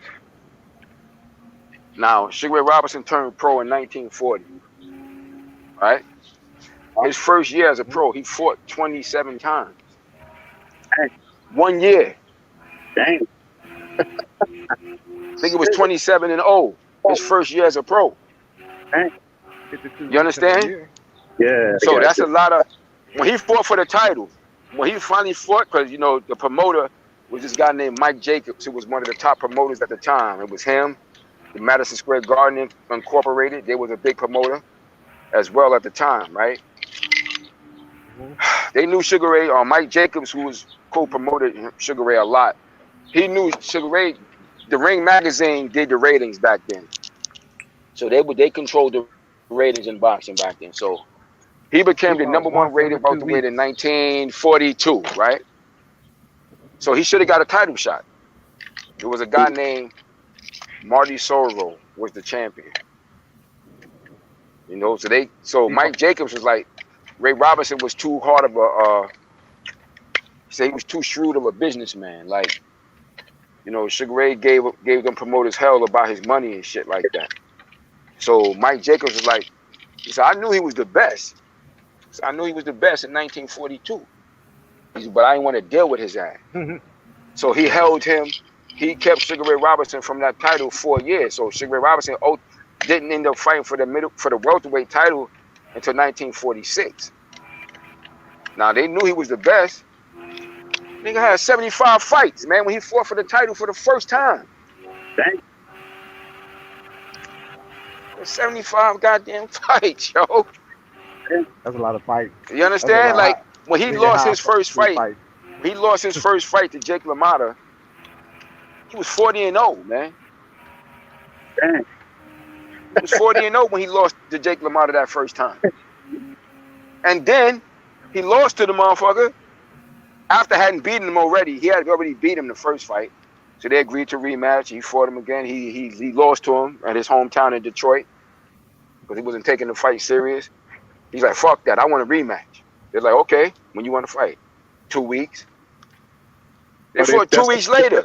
wow, They man. fought 2 weeks later, yo. And on top of that, which the amazing shit is, that's why I can't, those guys, I look at them so different. They fought 2 weeks later. Mind you, he was welterweight. Jake LaMotta was a full middleweight. Yeah. I had Wow. my pop had gave me a boxing almanac, and it had boxing shit in there. I looked at the weights in them shits. Sugar Ray was light, man. And his ass in them fights, he was one of them shits. He was 144 pounds.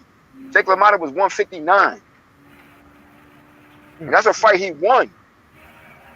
But people always say like Sugar Ray was lighting his ass up, but he could never knock him down. He would stun him, but he could never get him down because he was a full middleweight.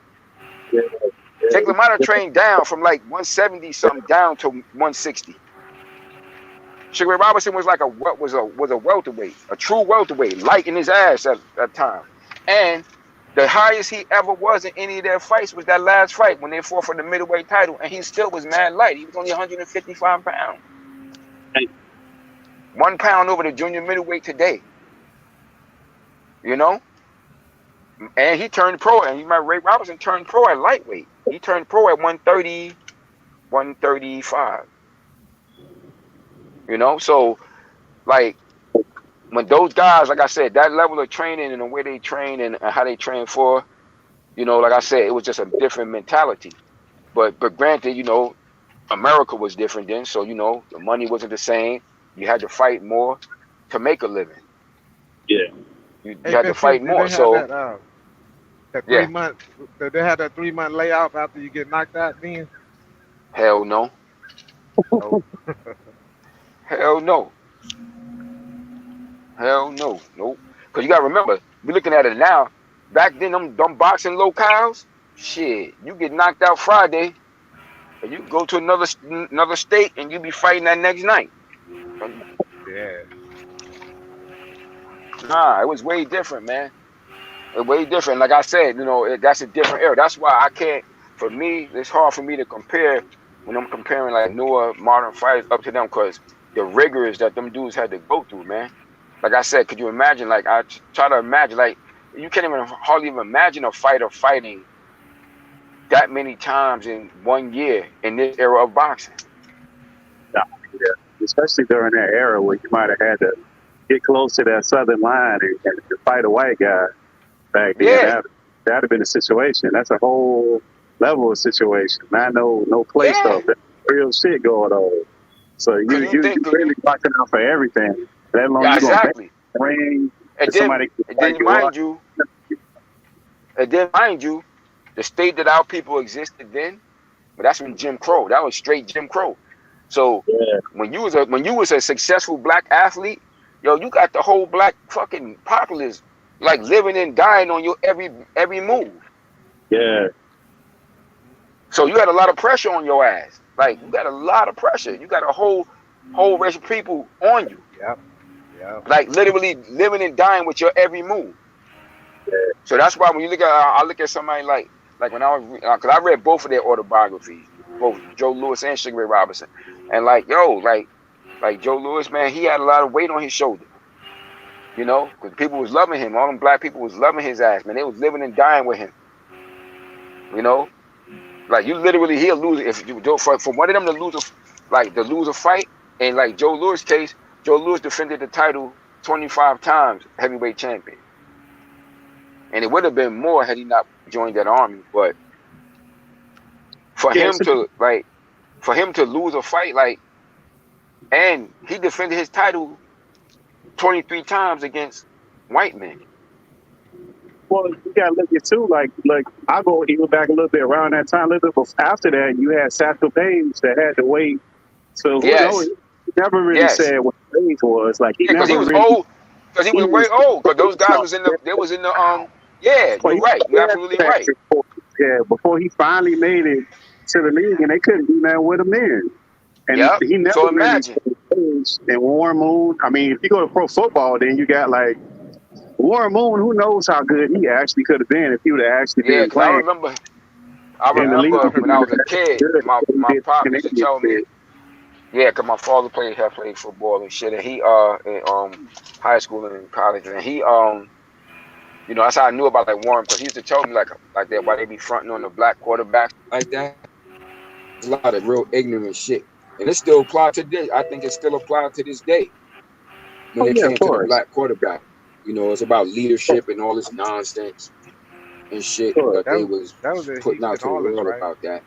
You know? Yeah, that was like the '90s. But see the football Oh shit, is damn. football is emblematic of what's going on now because they should have been organized better to be able to fight against that, and they just aren't.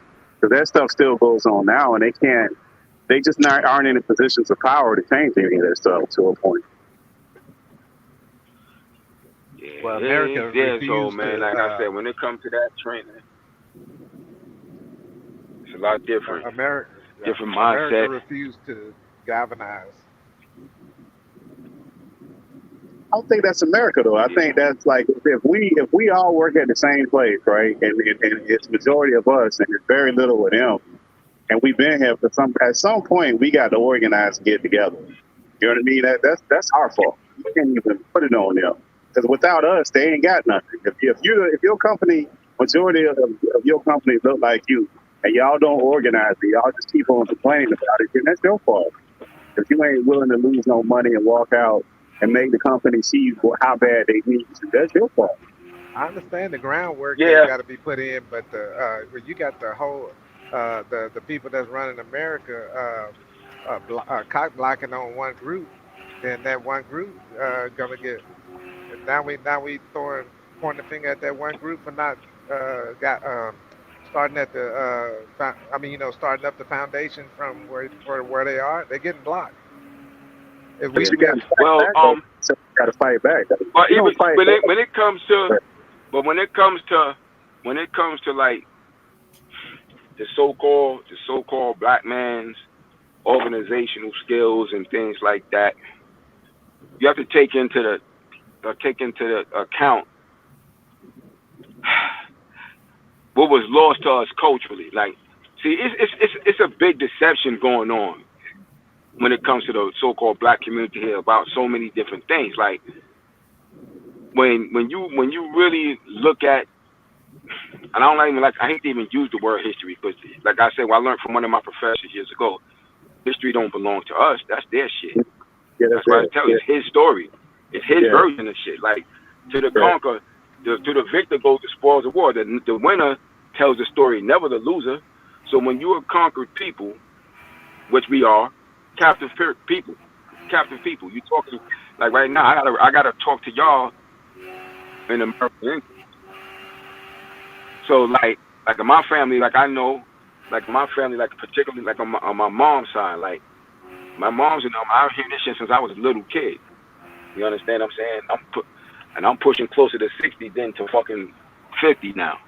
And like with the native shit, like my mom's and them, they was always like they native here.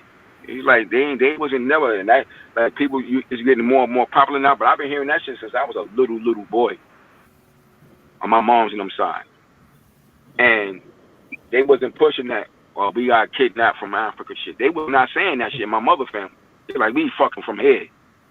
We was here. You Yeah. understand what I'm saying? So it's a lot of. So when it happens is when you take a people, man, and you break a people down and you take away their cultural basis to the point that they don't know who the fuck they are, and you got all your ideas of who you are coming from another person. You understand what I'm saying? The general black consensus is they got from somebody else. So part of the reason why we don't do well things like that well and work together in that manner because we simply don't have the cultural basis to do that shit like that. It's been you gotta remember, even if you just looking at the hundreds of years, man, you've indoctrinated people for a that long period of time. You can't expect them to think properly. That's why I tell some of my kids in my program, like, look in the mirror and tell me what you see when you look in that mirror. I want you to really look in that mirror and tell me what you see. You understand? They give us all these names that so-called black people have gotten. These are all from strangers, captors. They're not from us. What names have we call ourselves that they didn't give to us? You got to think about all that shit. Like, that shit is real. Like Oh, I every agree with you. ideology you got. Remember I told y'all before on the show a while back. I was like, y'all think like white people. Y'all like, why? I said, because you talk American English. Your thoughts can't, if you can't speak another language that's not this English, all your thoughts is in that shit. Your concepts is all in that. And Well, remember, the definitionary, which we call it, which is a dictionary, because the dictionary is supposed to teach you how to pronounce the word, and it has the meaning of the word too. yeah, but you But it remember, should be called a definitionary, but we call it a dictionary. Why? Because in every dictionary, they tell you how to pronounce the word first, and then they got the meaning of the word as well. So you got to understand that we have to understand these things. So where there is no language, there is no culture. So if a man don't got a language of his own to speak to his people in, he don't got no culture of his own. And if you can only speak your captor's language, that's predominantly who your ideology is. Period, point blank. And that's one of the biggest effects that it's had on our people in this American society. You got native blacks that was here, true indigenous, black motherfuckers, not these stereotypical Indians or these $5 Indians from the Dawes list, white motherfuckers from Ireland and Scotland who paid to get on that Dawes list. And now when you go to the Foxwoods Casino or the Mohican Sun, you got these white motherfuckers claiming that they Indians. That's why why you think Donald Trump said that shit? They don't look like Indians to me. He fucking white and he said that shit. He said they don't look like Indians to me. They know the truth. They know the truth. We was already here, Jack. Ain't no way. First, I remember when I was getting knowledge of stuff when I was young and shit. They used to be all certain amount of millions of blacks got kidnapped from Africa and brought here. Then they had to change that shit because certain facts start coming out.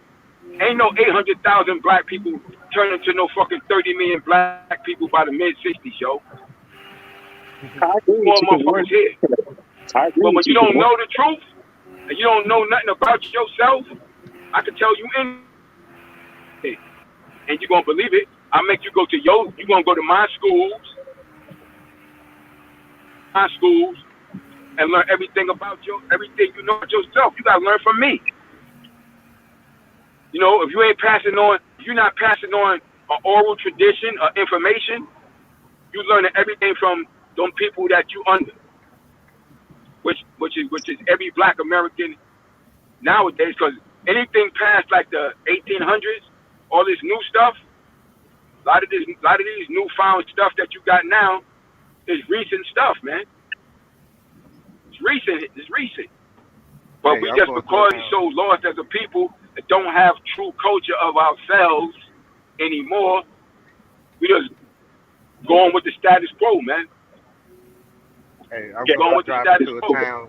But that's a discussion we had a while ago with I don't know if he was on it. Ray Jones was on it. He had a different perspective. He had that conversation about culture and how we don't have culture. That's a whole another situation. That's been going on for a long time. Remember when Ray Jones was on here like a while ago? And saying with good respect, and we were talking about culture, and we were all talking about the culture and how we don't have the culture.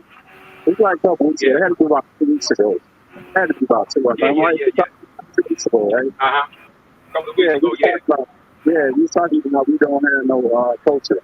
And I'm a culture that is different a culture. We don't have a culture. There's no culture to have. All our culture come out of slavery. And it's not really culture. That's just survival. That's not really culture.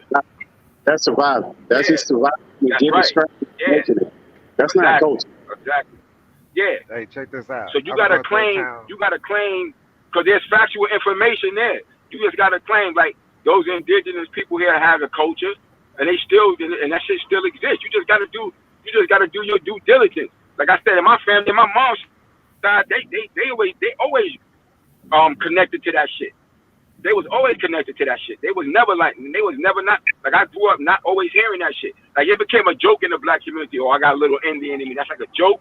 But my family, that shit was always a part of my family. They're like, nah, nigga, ain't none of us, our ancestry is from here. We ain't come over here on no fucking slave shit. My mom's on them side. You understand what I'm saying? But when you forced to go to another, just like my friend said, the victor goes the spoils of war, man. They tell a story. So you learning everything you're learning about from them. What do you know from yourself? What do you know from yourself? You can't even think of the concepts, like the concepts of these different ideologies from religious and so on and so forth. Here, what is truly from our ancient Nubian heritage? What do you know about? What do you know about that? Because the people that would have been here, if you go further back in time, scientific fact shows that the Earth landmass was all one landmass at one time. So people do like human beings do. Human beings migrate. My parents from Alabama. I was born in New York because my parents migrated from Alabama to New York. Yeah, but that's another. You know what I'm saying? Let's talk about that. So that's another thing, right? The mindset of the Southern man is completely different from the Northern man. Like the mindset is different. You can tell. Like when you get older, you can see it. When younger dudes, like in your 20s, you don't really understand that. You get a little older, past 40, you can. I know y'all know what I'm talking about. You can see the difference. The passivity in the same man. You don't see that. The confidence that you get when you're older, man, have a little bit more confidence. For the most part, of course, there's exceptions to the rule. But down south, it's a little bit more passe, and just going along with program. Just kind of get by, whole survival thing. That exists in the South to a large degree, and that's a big part of the stuff down there. If you're seeing, like I don't know, like if you go on vacation, like I travel a lot. But when I go on vacation, a lot of times, a lot of times when you go to the hotel or resort or wherever you at, if you go to check in, I'll see the woman where she's sitting up there with all the paperwork and she's checking in and the dude standing behind. She's standing there, or when you go through the airport at the TSA, she holding all the passports, and the dude not holding none of that stuff. Like stuff that we used to like kind of be, it was almost like an automatic for you to be in charge of. You don't really see that now. I don't know if that's down here as just a cultural thing, but I see that more and more, especially with our people, where the women are taking roles that we, to be traditionally, we should have been doing some of this stuff. It's little small things, but I'm pretty sure it keeps evolving and growing. Yeah, because like I said, ultimately, when it comes down to it, the reason why I bring that particular thing up, because it's a big factor in so many things as it relates to our group. Like, we've been here in the so-called Western Hemisphere as long as anything. Like, I read a book when I was a teenager called They Came Before Columbus. It was written by Ivan Van Sertima, right? Yeah, he was one of the original right? ones.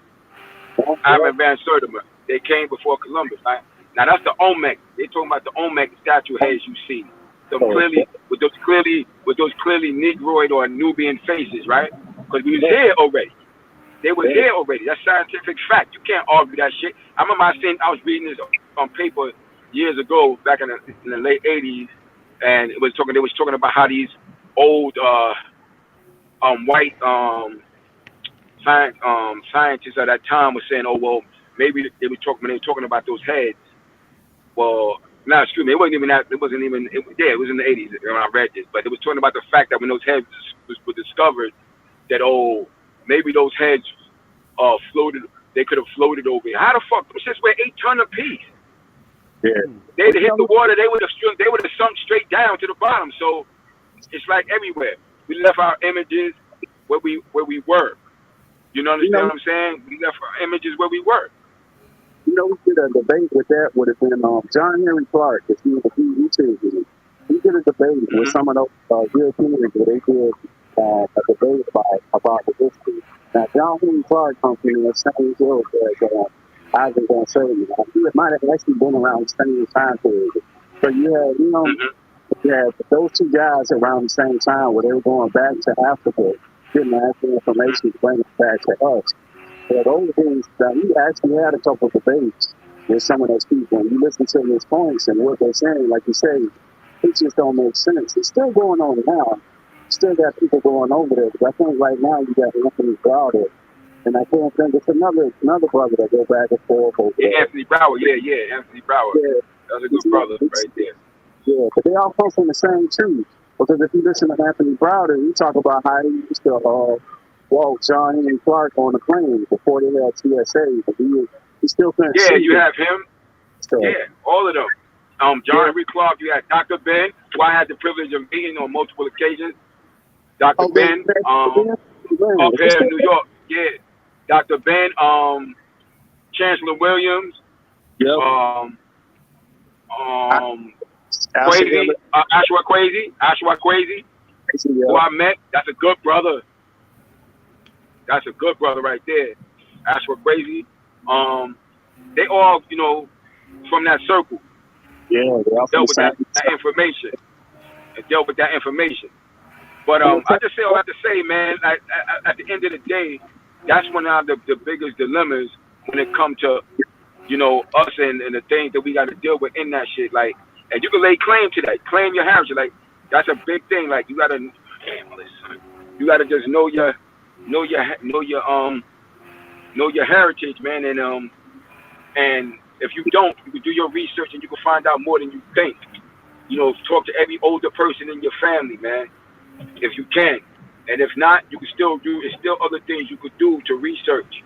There's other things you can still do.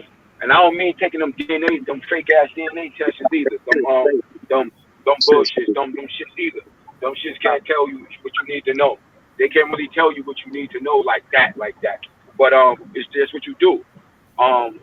You could tap into, because records, there was still records being kept too, certain records being kept, and you focus on things like that, and how you tie into stuff by way of just the information you research, and certain things gonna relate to you. If something don't relate to you, 9 times out of 10 you ain't connected to that shit genetically, man. Simple as that. Like some shit ain't gonna relate. It's not gonna resonate with you because it's really not in your DNA. The DNA of a human being, that's the book of life right there, man. Certain shit just ain't gonna relate. It's not gonna relate to you. Certain shit will. It'll tap into you. This is just like old information, man. It's like a computer chip. Certain shit you will hear, that shit'll resonate with you. Certain shit that you'll hear, it won't resonate with you at all, because that shit ain't a part of your genetic DNA at all. You know, and just do your research. The information is there. Like, you gotta understand, man, the government, look, you remember when you was in school and you learning about, they teaching you about you had the 13 colonies and all that shit, and then how it became into the states. Like, people don't understand, like, what they was unifying against. When they became a United States, that means that those states all decided to unify against what? Something. That's why they became the United States of America.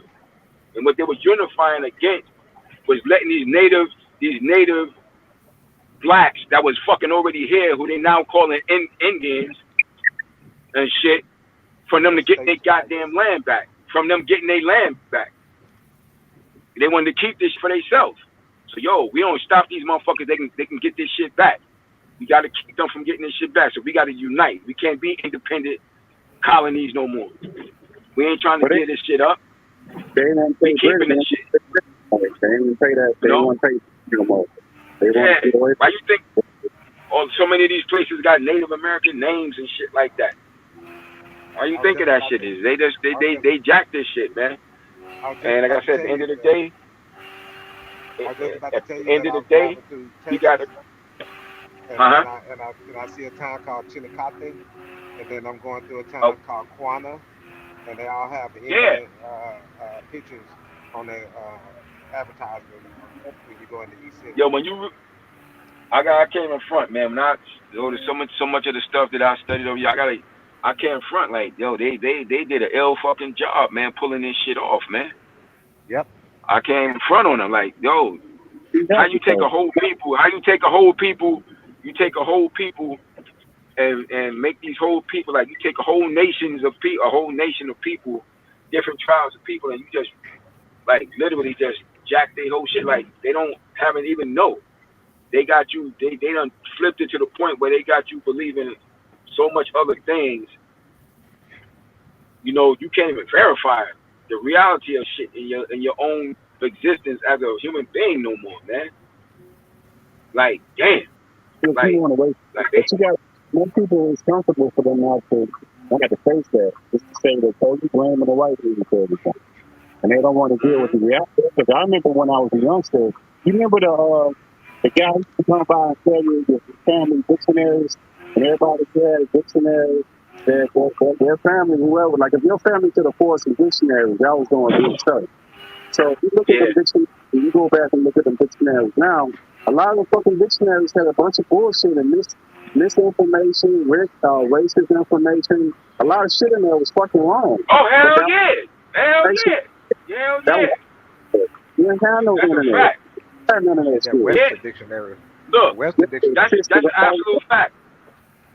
Look, but it's a lot of good information that show you what time it is too. Like if you look at the definitions of things, like even the word American, that shit. I'm like, look at an old dictionary from 1928 or below.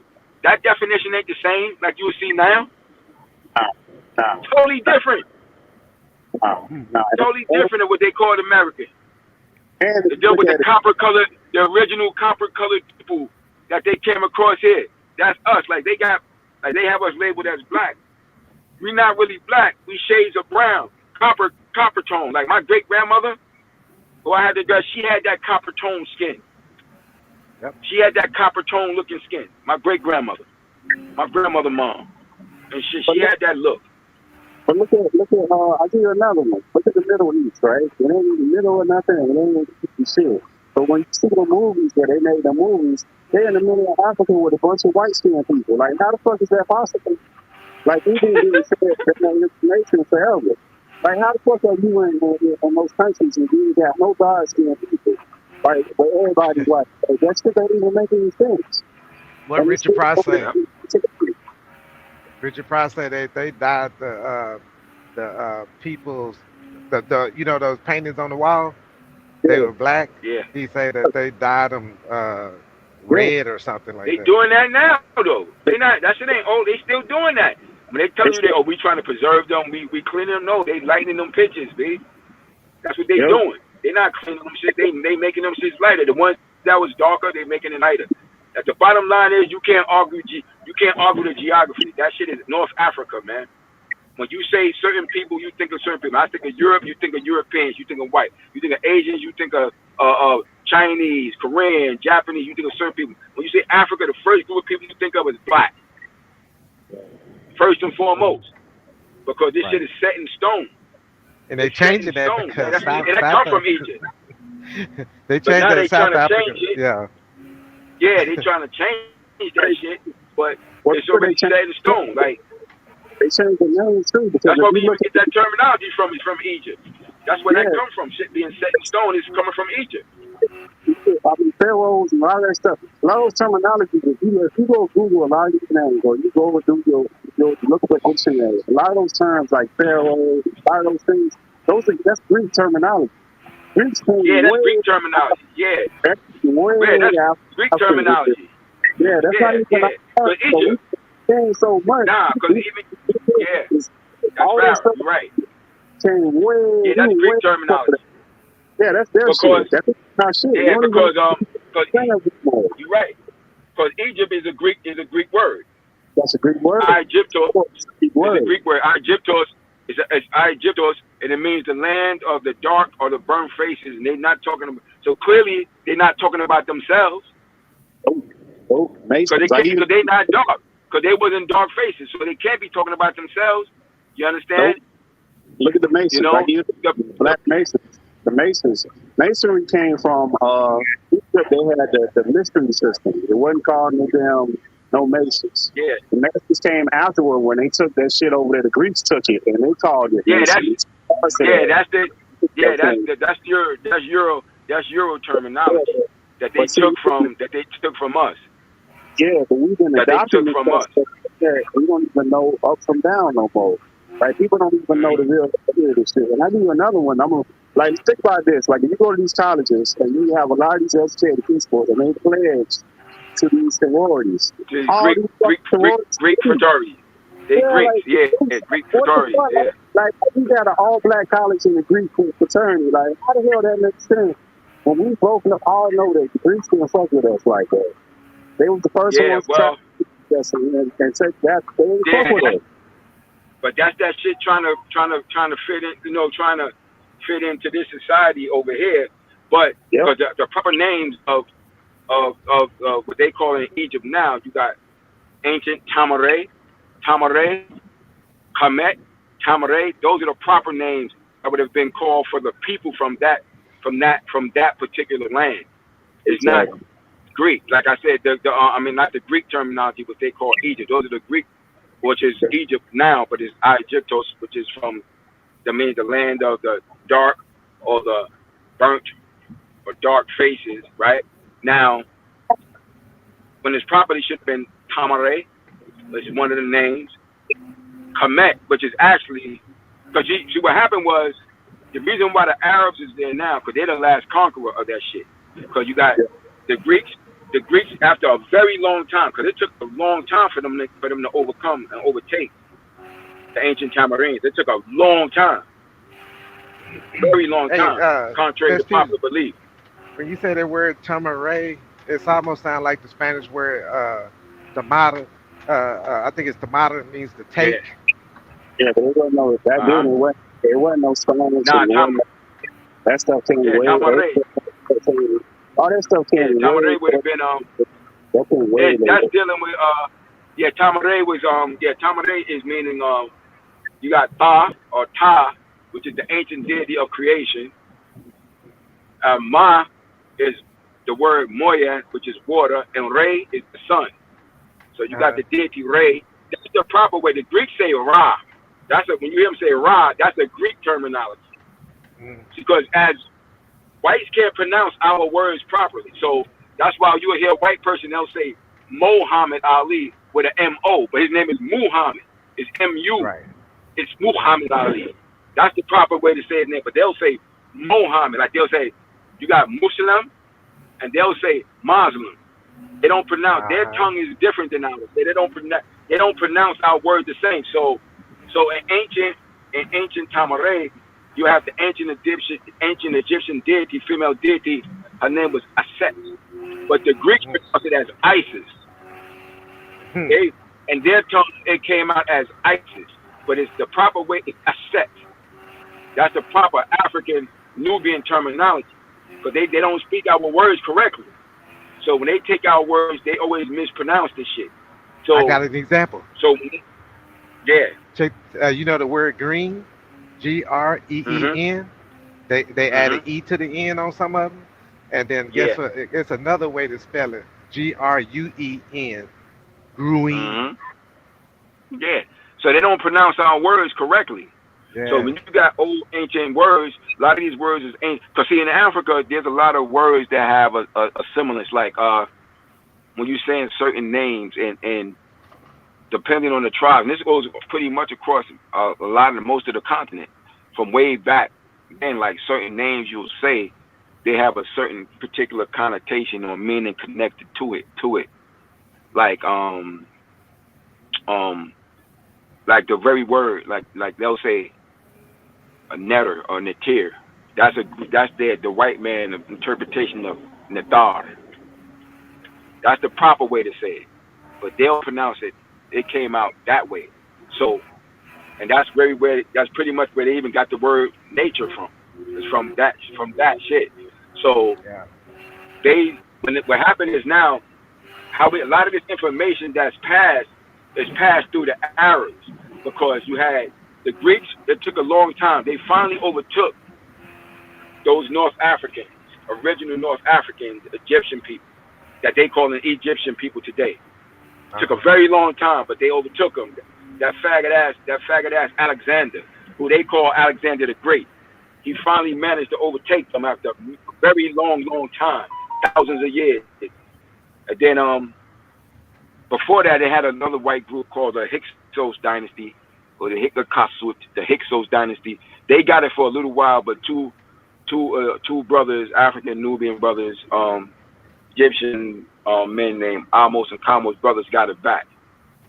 And then, eventually, like I said, the Greeks finally pulled that shit off and got it. And then they got overtaken by the Romans. And then they got overtaken by the Romans. And then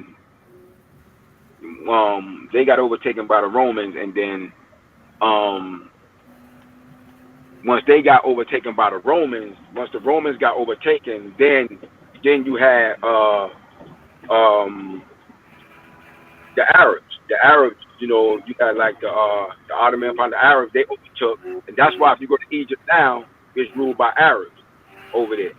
They the last rulers, they the last invaders of that land. But one thing that they did do, a lot of the information that's preserved from them is because of the Arabs had that information. They took a lot of that info. They have a lot of that information, but they filed too.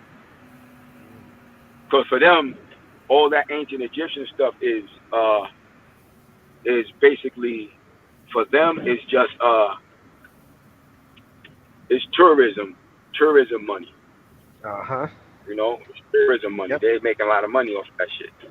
It's tourism for them. They're making money off of that shit. They don't respect the African culture either. They don't You respect know, it either. that last stronghold that the Moors had in um, was it Portugal? Uh, Mm-hmm. or down there, it started with a G. Not Gibraltar, is it? Gibraltar, Mm-hmm. Gibraltar, or something like that. Where? But Where at? in Portugal, Mm-hmm. there's a place in Portugal called Gibraltar, and Mm-hmm. it was the last stronghold that the Moors had, and that's where the mother of the king at the time was mad at her son. Well, yeah, at her son because he fell for the uh, the mixing of the race thing, and then that they came in and when they mixed in to the family because he let a lady in. Uh, uh, she in some kind of way they ended up taking the castle from them and then ran them out. But mind you, they ran the Arabs that were there. They also ran the Arabs that were there out back over there towards going towards Africa, so or Middle East. But what all that stuff that was really going on right there in Portugal, in Spain or whatever, that they they all everybody all lived together. I mean, but they were separate, but they lived together. Like Muslim here, uh, and then the Christian here, and the other ones that they were just all there, but they had their own communities and they lived amongst each other. They wasn't feuding or whatever. But then when they actually started feuding, that's when you start seeing all that battle stuff going on. But I think I went over there to see the Moorish castle, and they have the Moorish castle here, right? It looks grayish, rocks, the rocks and stuff that is built out of looks real gray, like dark gray, light gray. And then you have a palace, which is a little bit further up the hill, and that's like a bunch of different colors, right? And that's where the queen and king or whatever lived at. But the knights, they had a certain path that they would have from the palace to the castle, and then and I can see where they would have the people with uniform on sitting at the top of the hills and stuff. They stand at the top of the hills and the top of the castle is way up on the hill, and they have this little telescope thing up there, and they watching over and it's really high up where you can see the whole town down there, and they use that telescope thing to watch the town. And you know what they're looking for? They're looking for when somebody's creeping up into the town, and that's how people was doing it. They would creep up in the town, and it's basically like infecting that community. And they would, like say you'll see a white person straggling, like a straggler or whatever. He straggles on into town. Well, at that point, he's going to infect that town because now you're going to have a bunch of mulattoes and all kind of stuff, and and the mulattoes going to stick with the mulattoes, and the whites going to stick with the whites, and on and on, right? Because I'm gonna skip over that and go to this. I looked up the word. I was looking up societies, right? Blue vein society. I was trying to look up the rest of them, but I only stuck with that one because it only gave me that what I was looking at. And I read it, and then it was talking about each one of these. Once the white person mixed in with a black person, that that black person they're gonna start this other uh, color, right?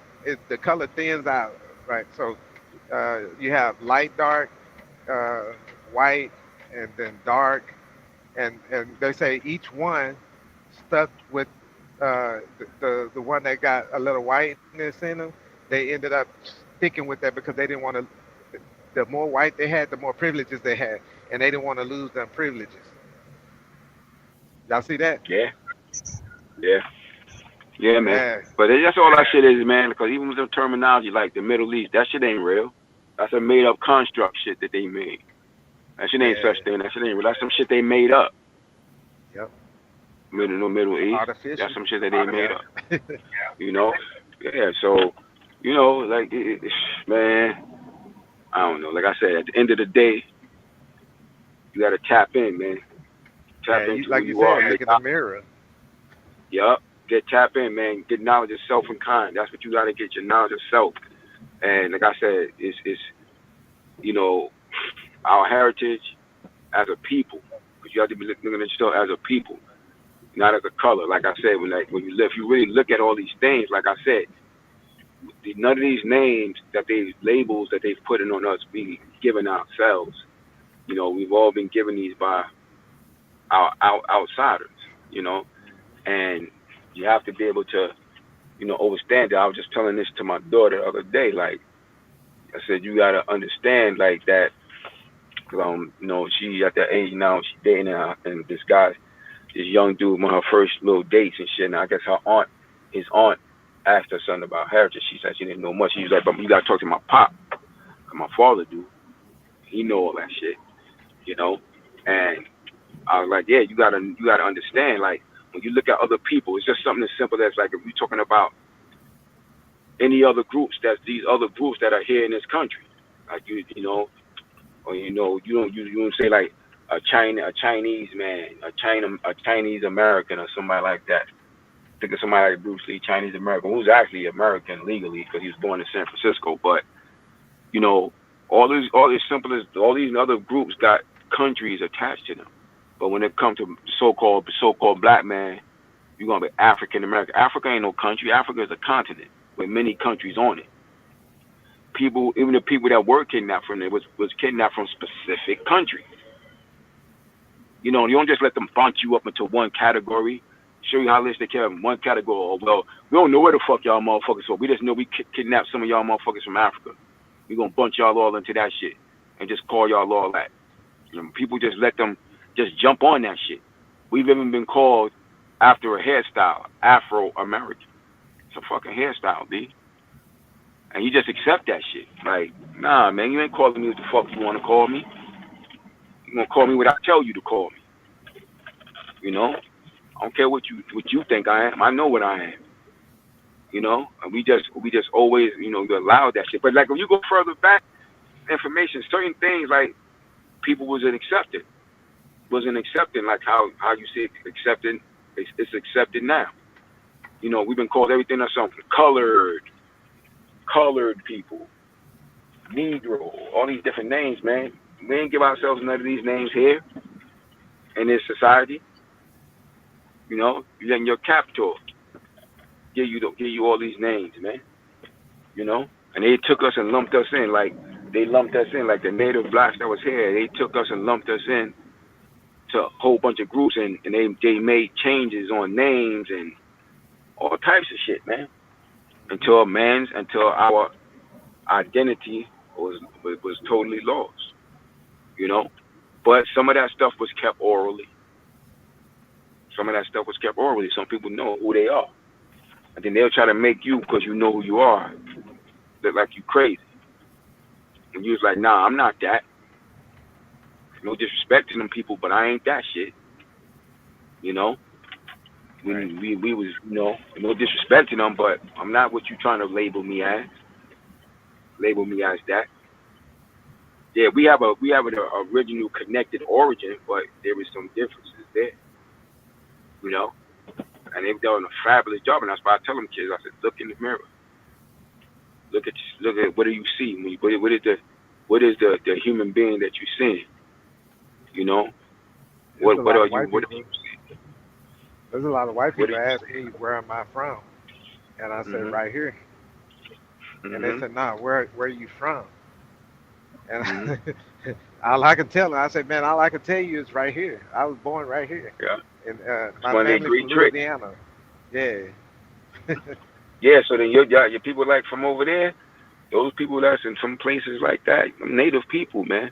That's why Mhm. they got all those. Why you think they got those mounds and those mounds over there? Yep. That's some Yep. Native American mounds, man. Them people was here. Yep. Like I remember saying that shit when I was in the kid in elementary school, like when they were talking about the so-called Indians and the people came here and nobody was saying they discovered. I'm like, but what about those people that was here? Those Indians. The teacher just like nullified, like she just tried to negate that shit.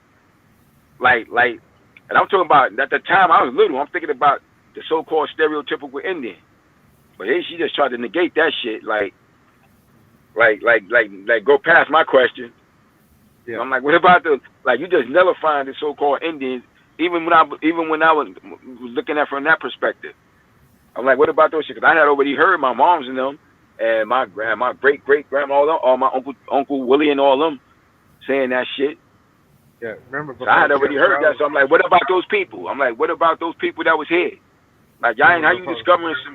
discovering something that was people already here when you got here. Remember before Jim Crow, the Willie Lynch letter that explains that they had to every 300 years they had to find a way to that they said that we were coming out of thinking that we were enslaved people and stuff, and they said that they had to find another way to keep it mentally feeling like we were that we were slaves, right? So uh, uh, before the Jim Crow thing, as far as I know, the breaking of a slave and stuff like that, um, Hmm. they they had to the way one of the ways where they would do so much to the black family to where the mother of the family, see, they take the man out and leave the mother there, but they put something in her head. They said they made the when they took the father out, they made the mother think, I can't let this go on with my oldest son, because he's gonna be a man Hmm. soon, and they're gonna take him like they did the father. And so she tells the son to obey the rules, obey the law, obey this. When they tell you this, you be quiet. When they walk by you, you look down. See, that's how they uh, made that work. They knew that if they just did one thing right here, take the father out, and just they killed. Matter of fact, that one, I guess in the Willie Lynch thing, I mean the breaking of a slave, they took and tied the horses on both sides and then make them run apart and rip them apart in front of the whole family. You Yeah. know, stuff like that, or they tie them down on the ground and whip them, stuff like that. Hmm. Uh, uh, Yeah, that was that doing some of the foul things that they did during the chattel slavery and shit. Um, you, it's you systematic, know. man. It's Mhm. systematic, but it was these things were done over a long period of time to You break know the break a people. the word that they got now, like picnic, Yeah, is pick a nigga. yeah. From when they was doing those lynchings and shit like that. Yeah, and Yeah, I barbecue don't use that. I don't use that word. and barbecue. You say you don't use that one either. Where they were Nah, I burning don't use. black folks in the street. I don't use picnic and shit. Yeah, Yeah, 'cause they did some foul shit. But look, yeah. clearly, like like I said, all you gotta do is your research, man. Well, Mhm. it's like I remember when I first started learning certain things, you know, and they would tell you when you want to hide the truth, put it in the book from a black person Yep. because they're not gonna read. But you see, the mistake they thought was they didn't realize that we was gonna read again though. Some of us, Right. 'Cause they was telling you us know. not to. They kept the books away from us at first Yeah, while. it's like, oh, they're not gonna read. Yeah. They thought that, but that wasn't the case.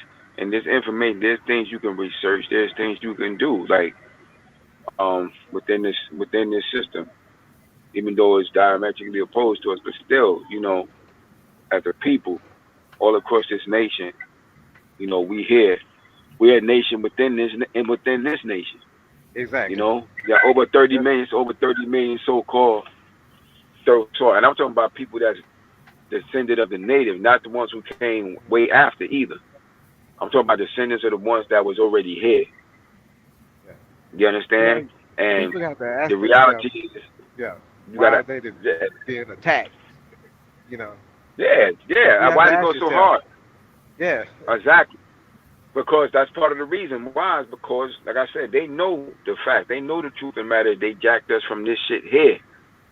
They Mhm. took us Took from the here. land and they don't want to They give it took us back. from here, and they don't want to give it back. That's why that black shit is such a work against us in such a way. That's why we can't get no reparations, B. That's Exactly. why it's so fucking hard. It's so hard. Mhm. Because, like I said, when you're attaching yourself to black, first of all, anybody know anything, you know that black has no standing in American law. There's no Look, standing look, in look, American law. check this No, it out. simply doesn't.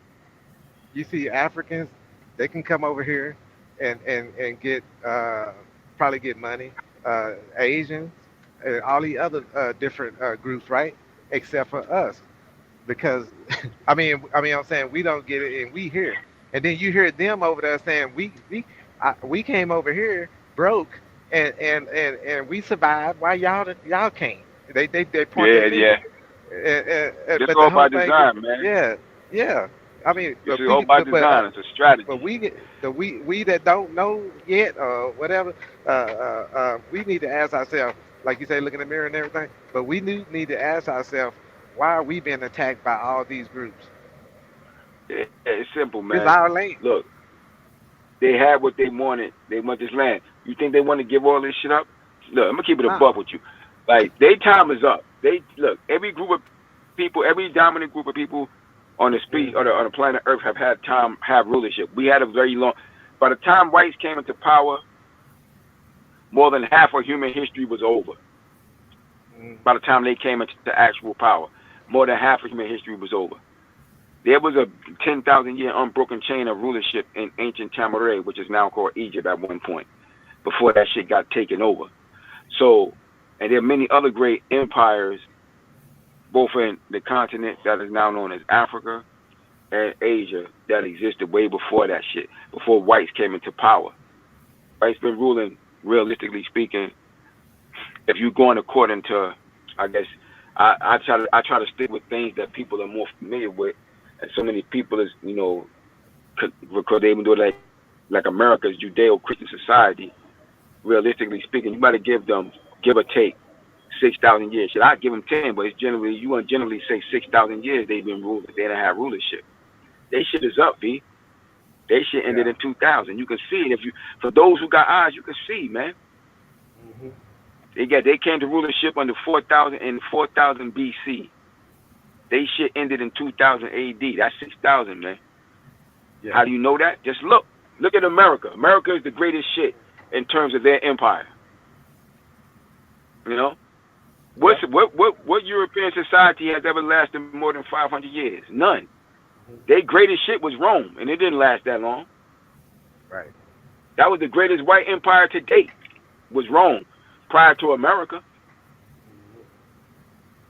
None of their shit lasted like 1,000 years. None of their shit. So when you factor in, their time is up. Look at the things that's happened. I'm old enough to remember prior to 2000 how shit was. I see a lot of Barack, people you got now. things that happen like a black person, like half black person, like Barack Obama being elected president. That shit couldn't have happened at the height of the white man's power. Right. I saw every black person from Shirley Chisholm to every other Jesse Jackson, every other black person that ever tried to do that shit had no success at that shit prior to the year 2000. Nobody with black blood. The white man society is based on white men. Right. They even anti their own fucking women. That's why white women had to fight for their right to vote, too. Exactly. They had to fight for their right to vote. Them niggas is, they are, yeah, they right. They right when they are misogynistic. They're they misogynistic like a motherfucker. So they shit is a white man society. Mm-hmm. You understand? That's So it. when you see they shit is decimated. The society from within. They shit ended in 2000, B. For those who can pay attention, that's why you seen a motherfucker like Barack Obama get elected.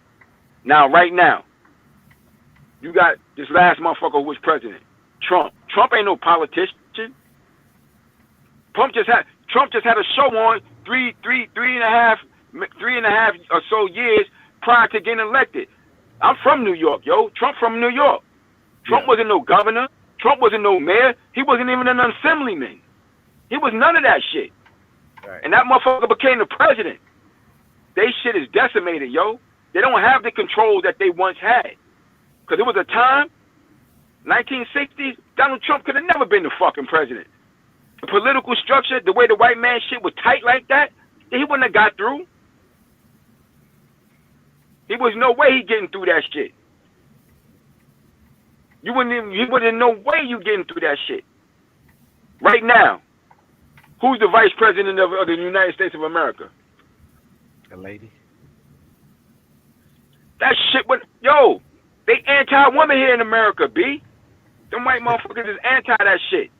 They would never let a woman, let alone a woman that's fucking so-called colored, nowhere near that. If Joe Biden fought and died, that bitch is the president. And Joe Biden old as dust. He might not wake up tomorrow. Remember Abraham They Lincoln had wouldn't that even black guy with him? they wouldn't even risk that shit at the height of their powers. They wouldn't even let that shit be nowhere as a possibility, man. He would only be a butler, like the butler Abraham Lincoln had. He wouldn't be no. They wouldn't even. It wouldn't even be. It wouldn't even be a possibility. It's because Yeah. their time is up, B. Yeah. It's time for new rulership for humanity. Their time is up. But that's why motherfuckers got to get our shit right. We got to get right, man. Because as it stands now, the so-called black man here in America ain't in no position to step up and do shit. Although we've been here longer than any motherfucking body on this side. But we're not in a position right now, mentally or spiritually, to do that shit. It's gonna be it'll be Latinos or Asians, both of which groups got here way after we was here. But they going through it right now, man. Yep. Their infrastructure is shaky. Their infrastructure is shaky like a motherfucker right now.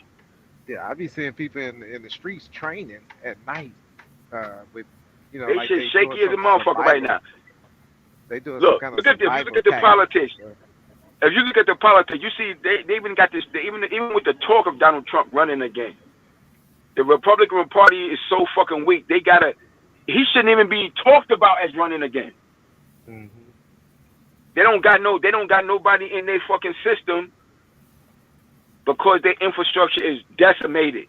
They don't got a young politician from their own party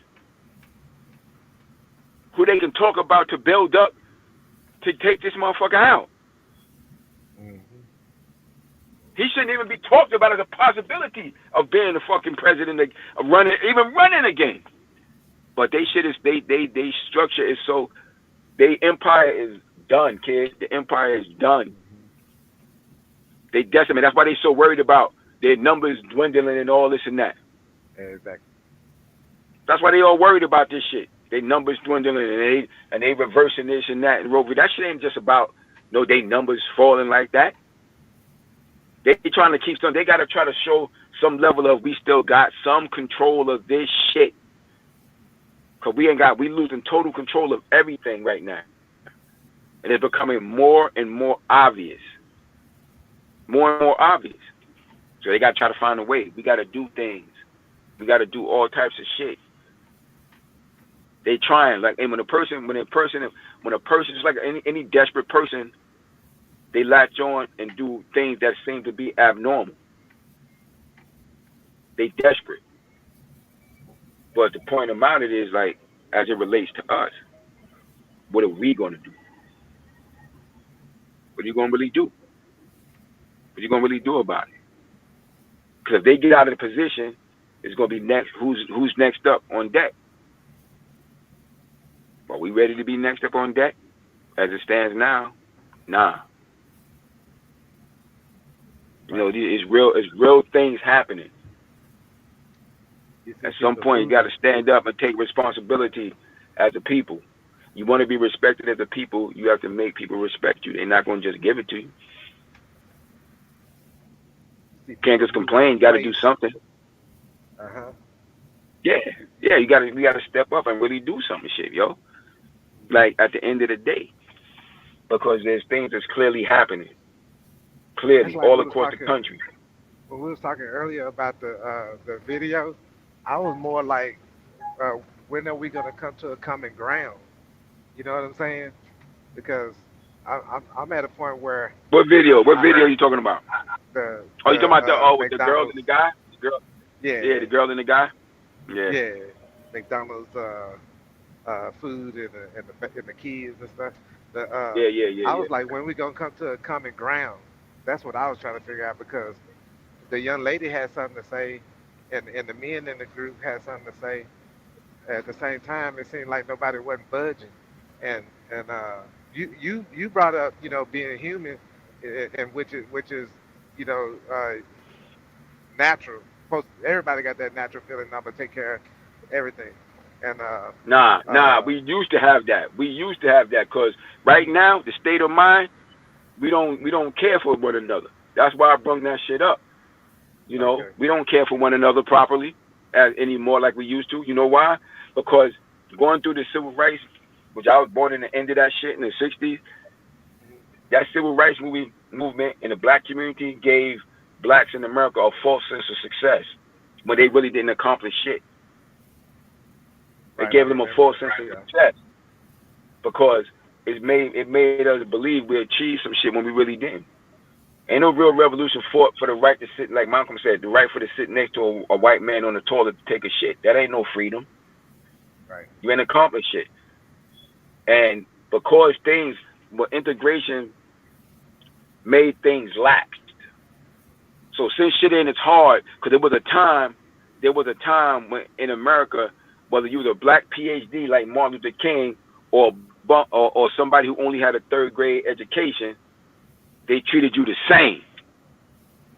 So you having a PhD didn't mean shit, because in their eyes you still a nigga. But now they freak that shit, because after those civil rights bills got passed in the 1964, and them shit they start going into effect like 1968, 69, 1970. Because I don't know, I don't think most blacks even realize shit. Like a black person couldn't be the president of General Motors in 1960. Right. You understand? Like that Yeah. close. That shit. We're not talking about 1860. I'm talking about 1960. See, they You got didn't rid of have the blacks black. in those. You didn't They have got rid of black the people in black those type of job builders. positions. They was Yeah. building the cars. They They was got rid of the building them black shits. companies to have their But what I'm own saying, own. Yeah. like for a black to be the president of a company like you'll see now. Right. So you think that people take for granted, like she things that happened like in the 70s and 80s. These things were non-existent in the 60s, in the 50s. They did not exist like that. So people Because think like that. You see shit a certain way now, and like I said, that's why I say that shit ushered in a ideology of a false sense of success. And because things ain't out and out right, Jim Crow law no more because of the federal laws that got passed. So you can walk into a store that a black couldn't walk yeah. into years ago in the South, particularly. Like how my mom's was born in 1930. Mm. So the things that she couldn't do that I could do, Got. we raised up in it. We could take Yeah. that shit for granted. Like she couldn't just walk into any old store. Like she was like, it'll be shit. She's like, shit, you can have to piss on yourself or shit on yourself. And that shit said for whites only, you ain't getting in there under no circumstances. Dang. We ain't serving your kind here. They had that in Take Louisiana. that shit for granted. Yeah. So my point is, like I said, that shit ushered in that integration and shit and all these civil rights bills and acts, they ushered in a false sense of success. So we tend to think that take for granted because they don't treat us so harsh and all across the board all the time. You know what? We have incidences of bigotry, prejudice, and racism still in certain locales. Like a lot of these people don't even realize like a lot of these like each state has their own individual basic constitutions. Basically, every individual state got their own laws and shit. And a lot of those laws are them old ass laws on there from back during that time of Jim Crow and shit like that. And a lot of those shits haven't been updated and changed. Just like why you think black people have every 40 years or so they vote on the right if blacks still can have the right to vote. It came up during the time of Barack when he was in the office. You know, for him to, Yeah. for us to be able to vote. Like we don't have that right naturally, like as a regular so-called white citizen would have per se. So gotta look at these things, man.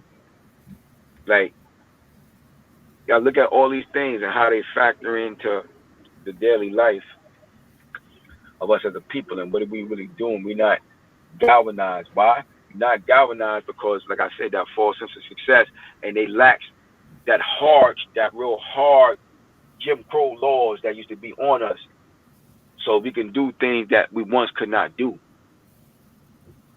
You know, and we take that shit for granted. So it's like, oh, that's why you have some of them say, oh, we not as bad. It's not as bad as it was back then. You know, you will have somebody say, hold on. That's why you will have motherfuckers say, it ain't as bad as it was back then. What's up, Rock? What's good? That's why you will have somebody say, it's not as bad as it was back then. You about to head to work? Yeah. Right now? Yeah. Check it out. So you can check it out. Yeah, check it out. Yeah. So far, so good. Later. Yeah, so yeah, and they be like, that's why you have them up like, oh, it's not as bad as it was back then. It's not as bad, but it's different. It's like sophistication. They just got more sophisticated with. But the ultimate goal with sophistication is to keep you in position, to keep rulership.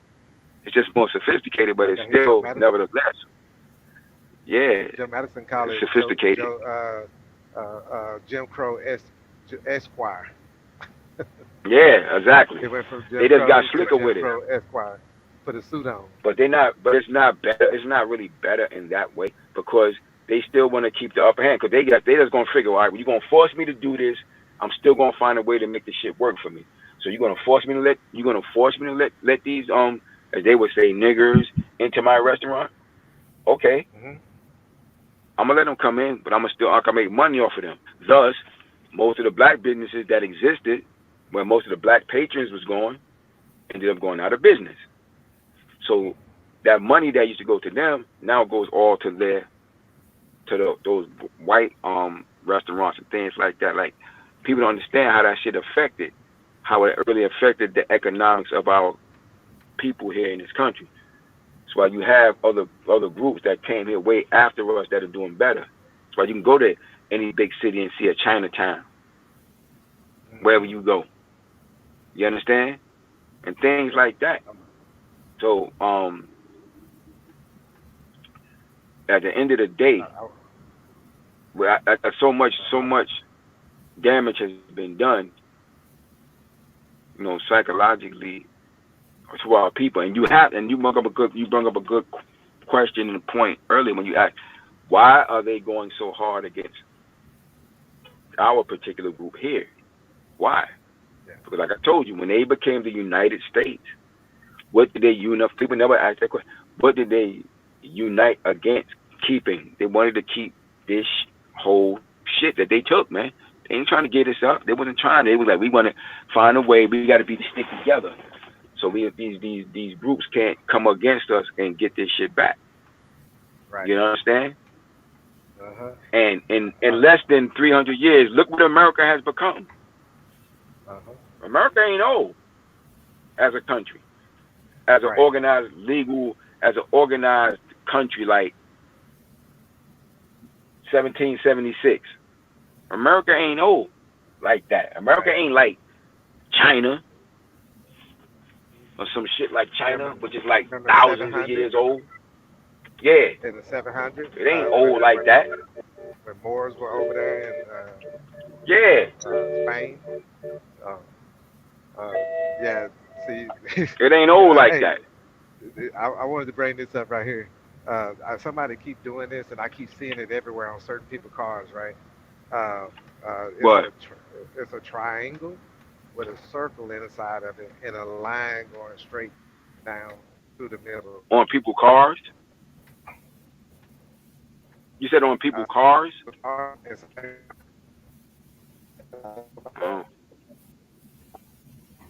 You breaking up. You breaking up.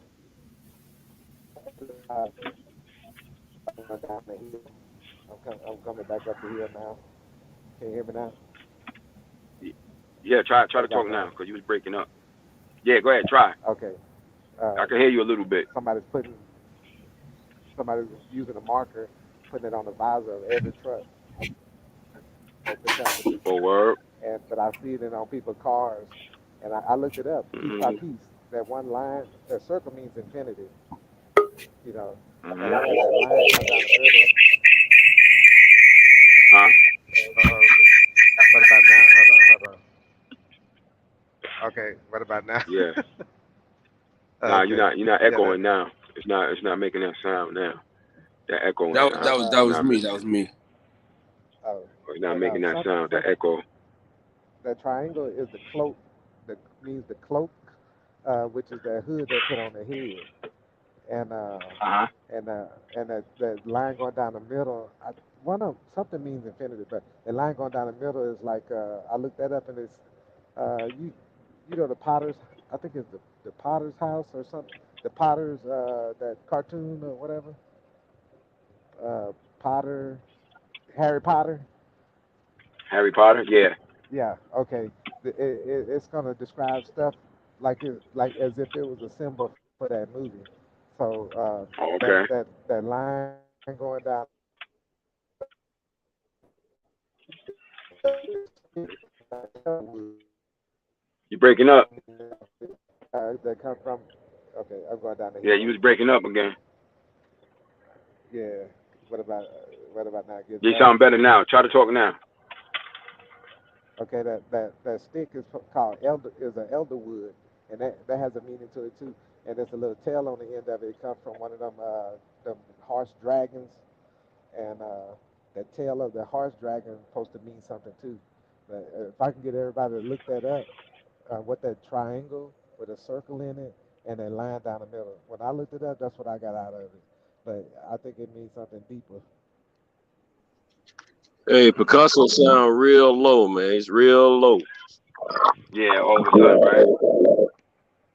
Yeah, Yeah, all of a sudden he sound low. I have my hand kind of Yeah, by I my. don't think. And you breaking up, town. And you breaking up again too. Yeah, I don't think too many people hearing you, man. Your volume is super low. It's Okay, like Yeah, it's you're trying breaking to up. be super duper undercover, super duper. incognito, and super cool. Was Kyle right there? How you sound, Santos? You coming through clear though. Yeah, I'm not coming through clear though.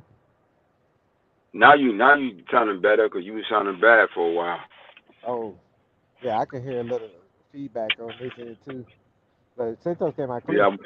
Yeah. Like you coming out clear. Mm-hmm. But yeah, man. Yeah, it is what it is. Like Uh, those situations. Like I Speaking was like saying you're not about. trying to I be was. weird. Hello. Yeah.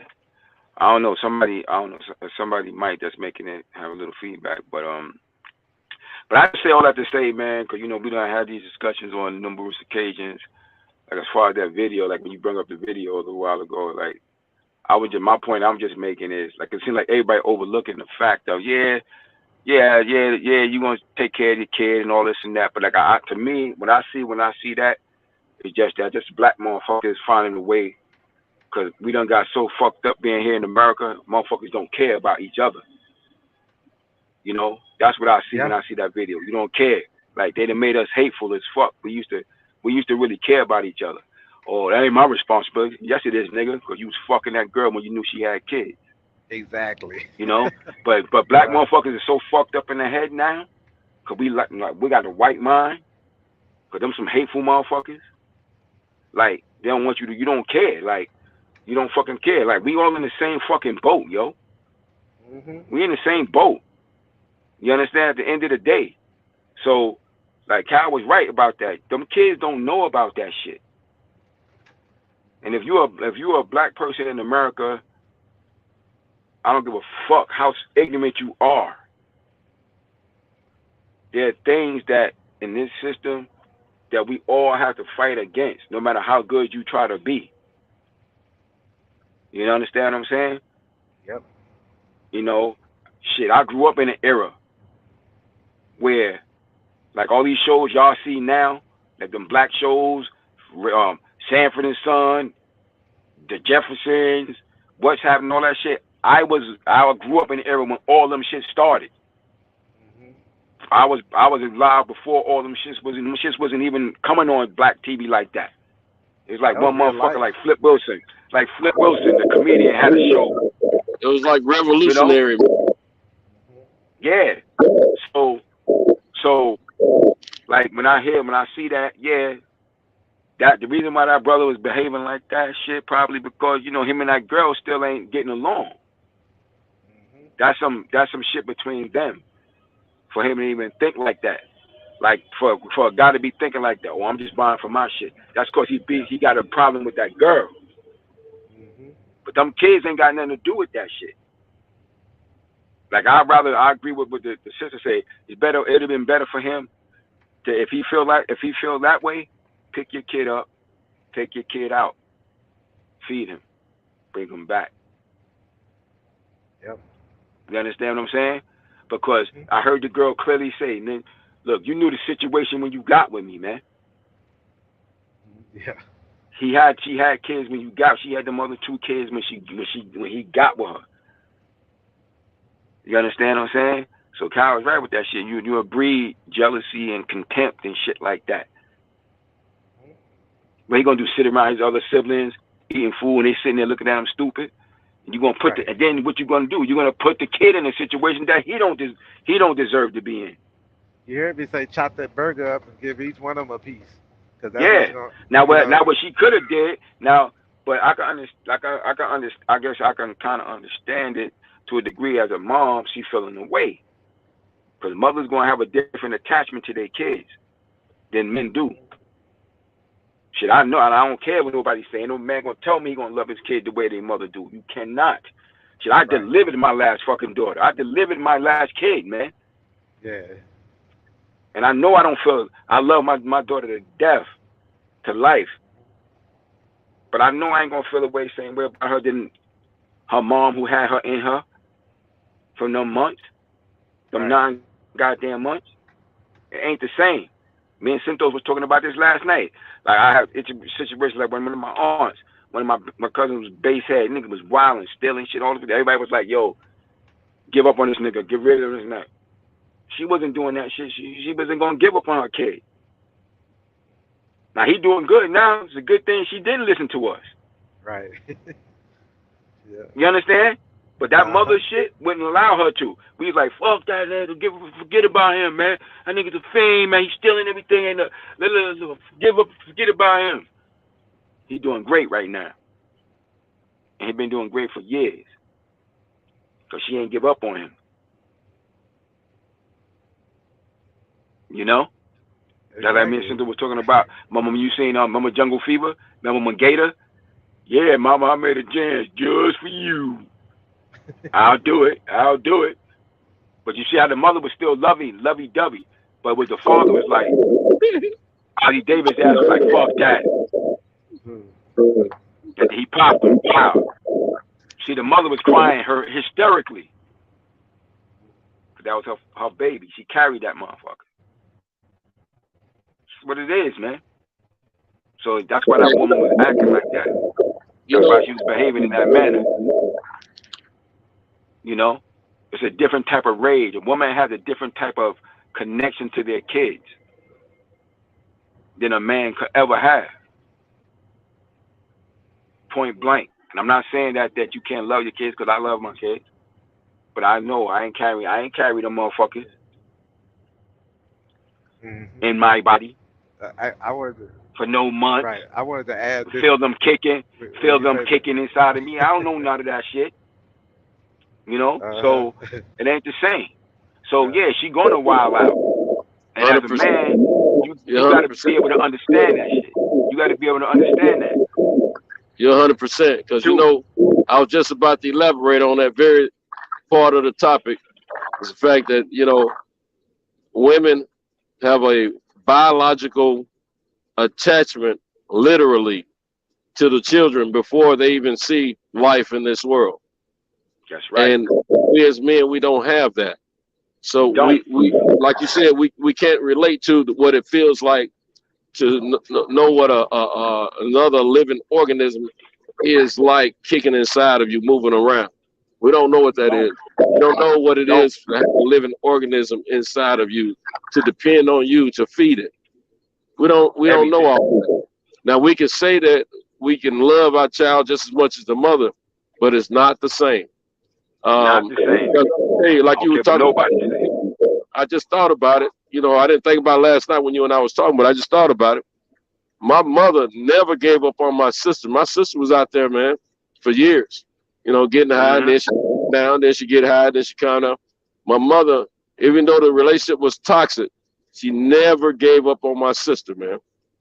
And Mm-hmm. you know, me, I ain't gonna lie to you. I believe in tough love. I'll work with you for a little while, but when you don't seem to be getting the message and with the same old thing, I'm gonna let you go out there and bump your head.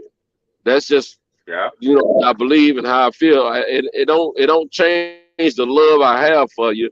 It's just I don't have that maternal connection to you Yeah. like a mother would.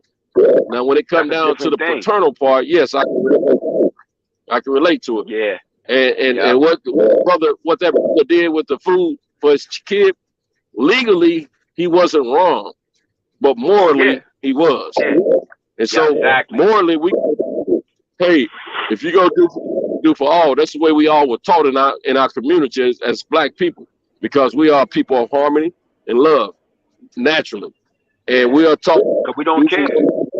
don't do for Yeah. Cause I think we don't. so you That's know why I said what I said. We don't care for each other no more. Like right, that's what that exactly, boils down to. Cause we exactly. done been so indoctrinized by this society we live in, like we don't really care for each other in the way that we should. Cause we still at the bottom of the barrel, man. We gotta have some real care.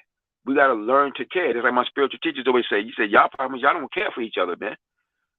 Y'all gotta learn to care again. And I agree with that. You know? Cause whatever personal beef she have Can you with hear me, her, bro? yeah. Whatever personal beef he had Can y'all hear me? with her, yeah, we can hear you. I hear you. Okay, my Hello? connection's a little bad where I'm at, but you know, Yeah, I hear naturally, you. I'm gonna just use myself as an example. Um, we all know I'm going through this divorce. It's almost final. It was 21 years Uh-huh. between my marriage and before my marriage. I helped raise or helped reared and taken care of 5 different children that I didn't help that I never helped with the conception of or reproduce or anything. Mm-hmm. Now there was another 2 kids that I did contribute to the conception and my bloodline.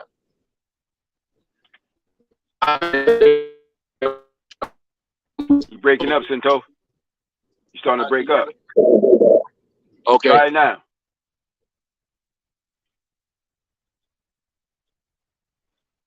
Hello? Can't Let hear me you at mute all for a now. minute. Okay. That's what I'm saying, man. It was messed up. Yeah, she probably could have handled it better, but you know, it's a lot of emotion there. And when women protect their kids, man, and if they you know, they got that maternal thing, it's a little different, man. And it's not. I think it's just not something that most men can comprehend, man. You know. So that's why she wilded out and threw the food. Now, yeah, it probably been better for her to take the food. And she ain't know what he got to do, because she could have took the shit and cut it up and divided it between the 3 of them, the 3 or 4 of them, however many it was. But that hurt of somebody doing something to her kid overcame her. You know. And like I said, I just feel like that. You know, the state of mind that we in now as a people, we don't care, man, about one another. Like, they done got us so messed up in the head. We don't give a fuck. We on that same shit like the man is. You know? Yeah, legally. But he's right. Yeah, legally he was right. Legally, yeah. He ain't got no legal obligation to that shit. But morally, you know what I'm saying? Yeah.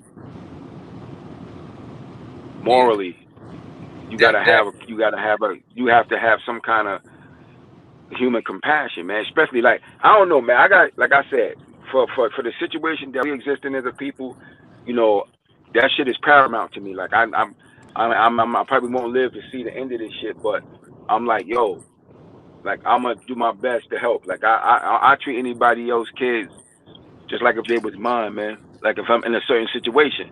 Now, in that type of situation, I'm 9 times out of 10, I would have did all of that. I would have got all of them. Because if he getting a little fucker, the bag was small as shit. Because if he getting like one hamburger, McDonald's do got that cheap ass menu for like them burgers and shit like that.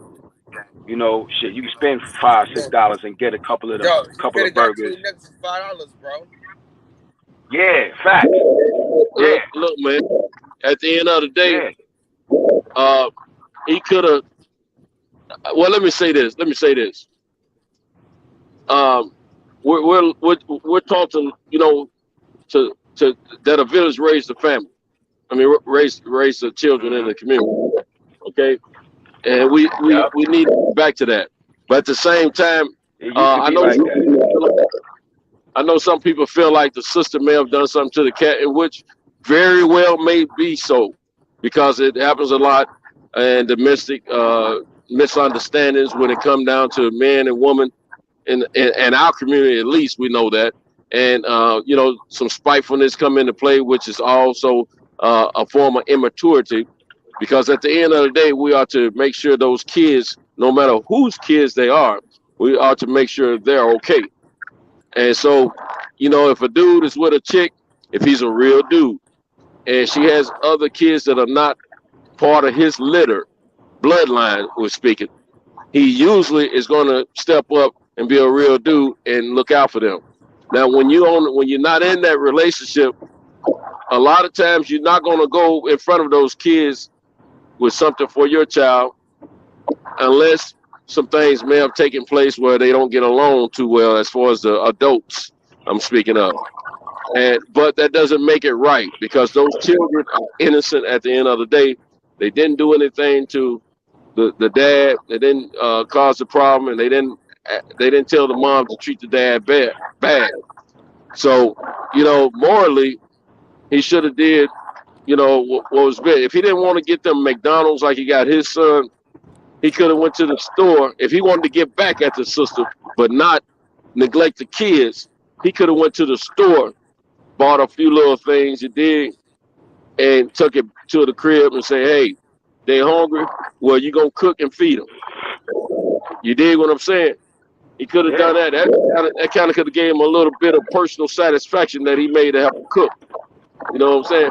But at the same time, he still would have been looking out for those kids as well as his own. And she couldn't say a word about that.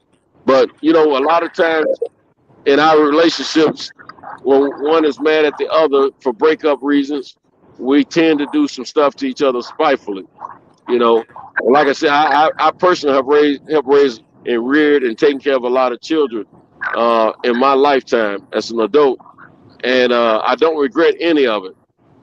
But I'm not gonna go in front of a child with some food for one child and not have some for the other, because the kids, kids, they don't understand the dynamics of what's going on in adults' relationships fully, and they don't. They should be bound to, be penalized for stuff like that.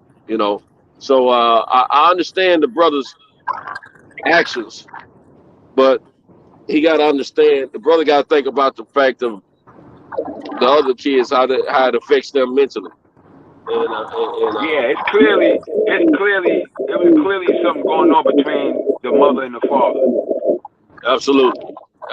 Clearly, because that's why he behaving in that manner. Now she probably did something to piss him off. Something happened, because clearly his behavior. I mean, her behavior, not really him. I would say, both of their behavior. The fact that he decided, because something clearly happened to make him decide, well, well, fuck that. I'm gonna make sure my kids eat. Right. So something clearly happened I would to took a make pack of that chicken and some to make that flour happen. So, and made sure she but it's unfortunate that, like I said, the kids are the casualties in that shit. Even his kid, yeah. because his kid ended up not getting the food, Hey so she man, threw the check shit on the this floor. out. And now your So she kid. wilded down and threw the shit on the floor. Hey, listen. Now So your he ended kid up being a kid. has to give war now.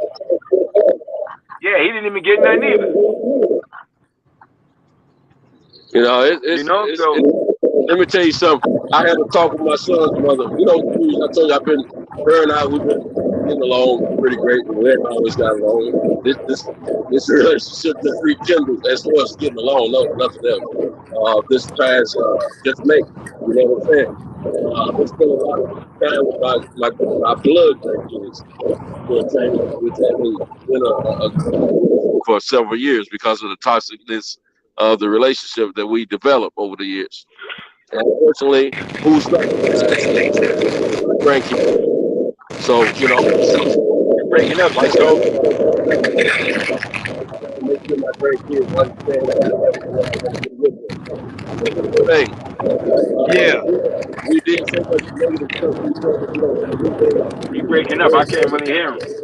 but we reflected You and breaking up bad, bro. for me, okay. Yeah, you was breaking up bad.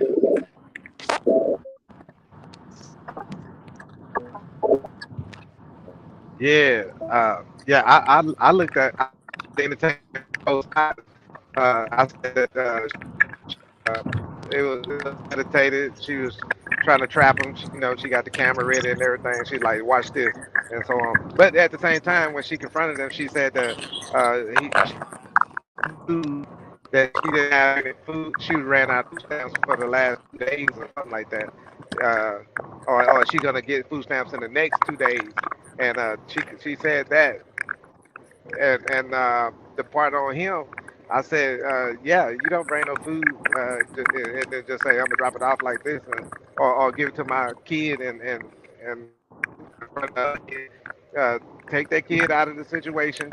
Uh, uh, he claimed he didn't make the situation with the other kids, so take the situation that he created and away from that situation and feed it and bring it back. You know, but she was expecting him to do something for all her kids because she was in a situation where she didn't get her food stamps till the next 2 days.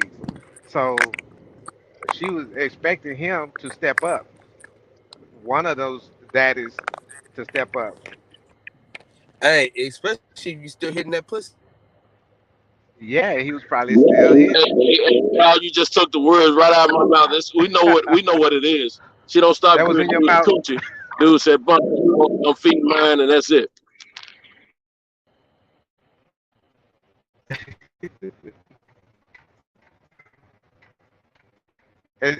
Hey, she Because told him to. coochie make you feed kids that don't belong to you. You know that it always have. Oh So yeah. and that problem could have been simply fixed. You know, blow job, hand job, or some coochie. That would have Yeah, took care of the problem. yeah. Yeah. Well, my thing is, if you still hitting that pussy, like she claimed he was, you obligated to take care of them kids because your kid is in there. I just didn't Hmm. like how I ain't like how he did it. Like, oh, silly and all this shit. Like, yeah, Well, you call all this shit. it depends on to what level you hitting the cat. Are you sneakily hitting it, or are you full time hitting it? If you full time hitting it, that's part of your job. Take care of all that household. If you sneakily hitting it, you don't bring food or gifts without bringing some for all. But that don't mean that you got to go school shopping and all that for everybody. You know what I'm saying? Yeah, I'm But saying I'm really only if you talking hit about them the food. draws, Listen, I'm only talking about the food aspect of it all, bro. You know? hey, if you hitting the cat or not, you don't go in front of other kids with just enough for one child because it ain't right to the other kids. More legally you could, morally you're not. Yeah. That's what it boils down to. It ain't simping or none of that, man. It's about doing the right thing for the kids' sake. No matter if it's I gonna say help the those two broad or not. parents were lacking in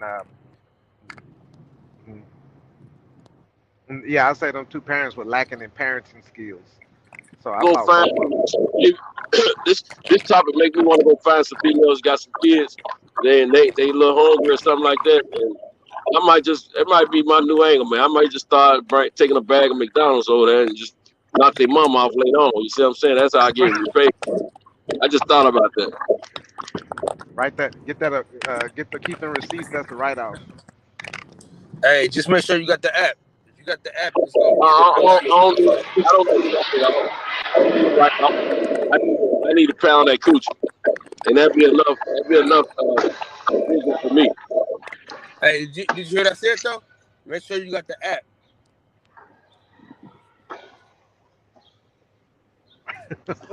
You hear me? What was that, Cal? I said make sure you got the app. Save you a lot What of app? money. The McDonald's app. Save you a lot of The money. You McDonald's get app. points and It's shit. stupid. I, McDonald's app. McDonald's app. they The they McDonald's give app. them Yes, you can get the food cheaper, man. Get the discount. kickbacks and stuff. Man, I don't know, but I tell you what, I'm getting ready to find me some po hoes, man. That got some trophies. You know, I call kids trophies. If they got little criminals around there, man around there, uh, she might be a little crazy, but she probably got some good cooch on her, man. You know what? I think I'll go hunting today, man. I might find me a little yeah, to need some McDonald's in there. Yeah, I need a little practice anyway. Hey, you can't miss that because you helping with the food part. You know. I'm gonna look at the Dude, broad somebody got some bad back feedback, bro. and say you Somebody need got some some bad McDonald's. feedback. And she gonna reply yes or no. So if I see a girl by herself with 4 or 5 little kids, I'm gonna ask her, "You need some McDonald's?" And she gonna know what I'm talking about. Hey, And how can I can't do that because a lot of women they'll take their kids somewhere else and let it just be you and them. And if you wanted to do something, you know, like that to impress her or anything like that, you can't. Or unless you just give her some kind of voucher.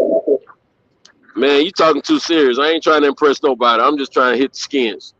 If I gotta spend about $25 to hit them skins, I'm cool with that. Especially if it's something that wop. 9 times out of 10, she got that wop. See, in my case, women they want to get married immediately. That's why I'm looking for that low hanging fruit. I ain't looking for no marriage. Low hanging fruit. That's why I keep my distance. Yeah, I feel you. I feel you. I was gonna keep mine too, but I know for every female out there that want to get married, there's got to be 2 or 3 of them that ain't caring nothing about all that. Hey, that's why I got a good jab. Well, I don't know about all that, but I know they sell lifestyles and Trojans and all that kind of stuff. You got to have a good jab. I got a good job. And I might be talking too much. Let me be quiet. We already know what's on your mind, so Yeah, I was going to say something else, but I better pull up. I better tread lightly. Tread see, lightly.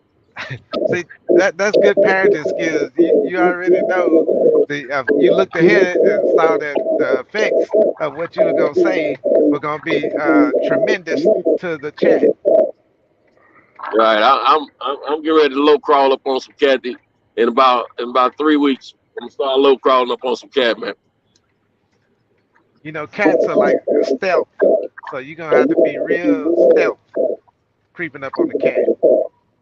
Oh yeah. It's gonna be stuff. It's really gonna be waiting on me to crawl up on.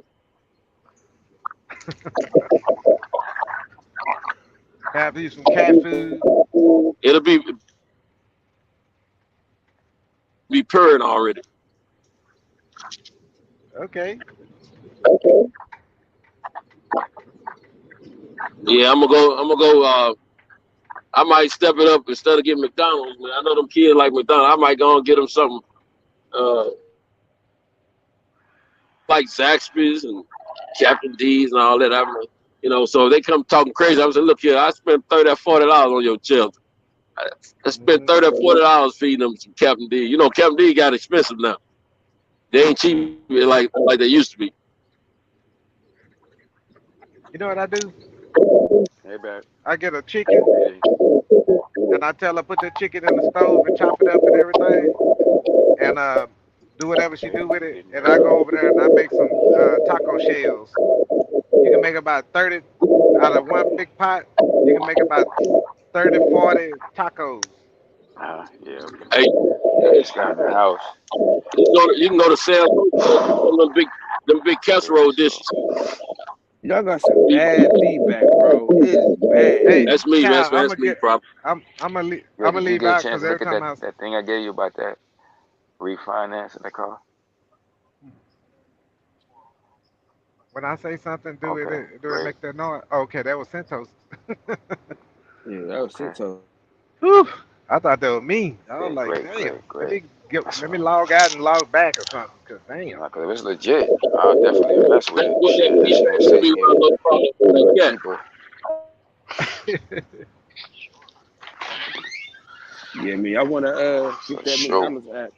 So if you're gonna go out finding single moms What's C to plus? What's that? seduce, if you man, you got me Oh, talking about that you was saying. Yeah, so if y'all want to y'all want to support these single mothers, it,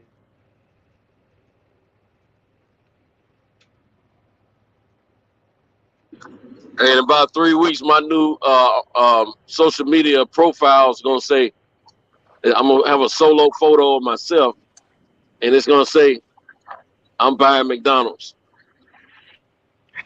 I'm buying.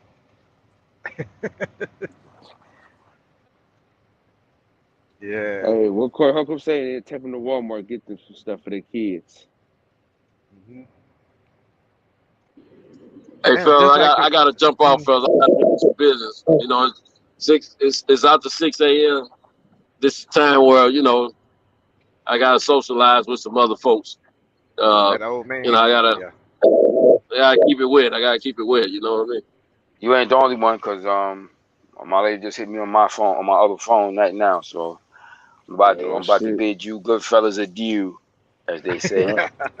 All right, well, shit, we finna Hey, close You out know, tonight, that's more probably they want some McDonald's for their children this morning. You understand? I ain't gonna say kids, some children. They're cheering. They need some All right. McDonald's for their cheering. I'll be Your live. children. I'll be live in a couple hours, so we'll have No doubt. we'll be able to. Yeah, so if y'all want to just listen in, I'm about to I'll do be some live in a pizza. couple What hours. time? What time you doing it? Within the next 2-3 hours. All right. Yeah, put that bell All right. icon on so you can know when I'm going live and shit. Cause I'm Yeah. probably get people on here. Nah, I'm subscribed to you. I got you on all your shit, so whenever it pop up, it'll pop up. All right, then. I'll shout out to everybody in the boxing section, man. Everybody in the chat. Everybody that was on the panel tonight. It was a real good, interesting show this morning. Y'all just everybody, man. Y'all stay safe, stay good out there, man, and check y'all later on. All right. appreciate you, brother. Man, we out of here, man. At the roots, he let the beats build, bitch, and we never switch. Even if I'm rich, I'll be broke like I'm Mitch. Niggas talking down, but that's headed in the wrong direction. But I knock that shit out like the boxing section. Cause they can't touch what they can't see. All I gotta do is be the same me.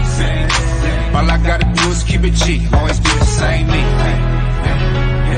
While I'm solid, boy, they can't change me. No.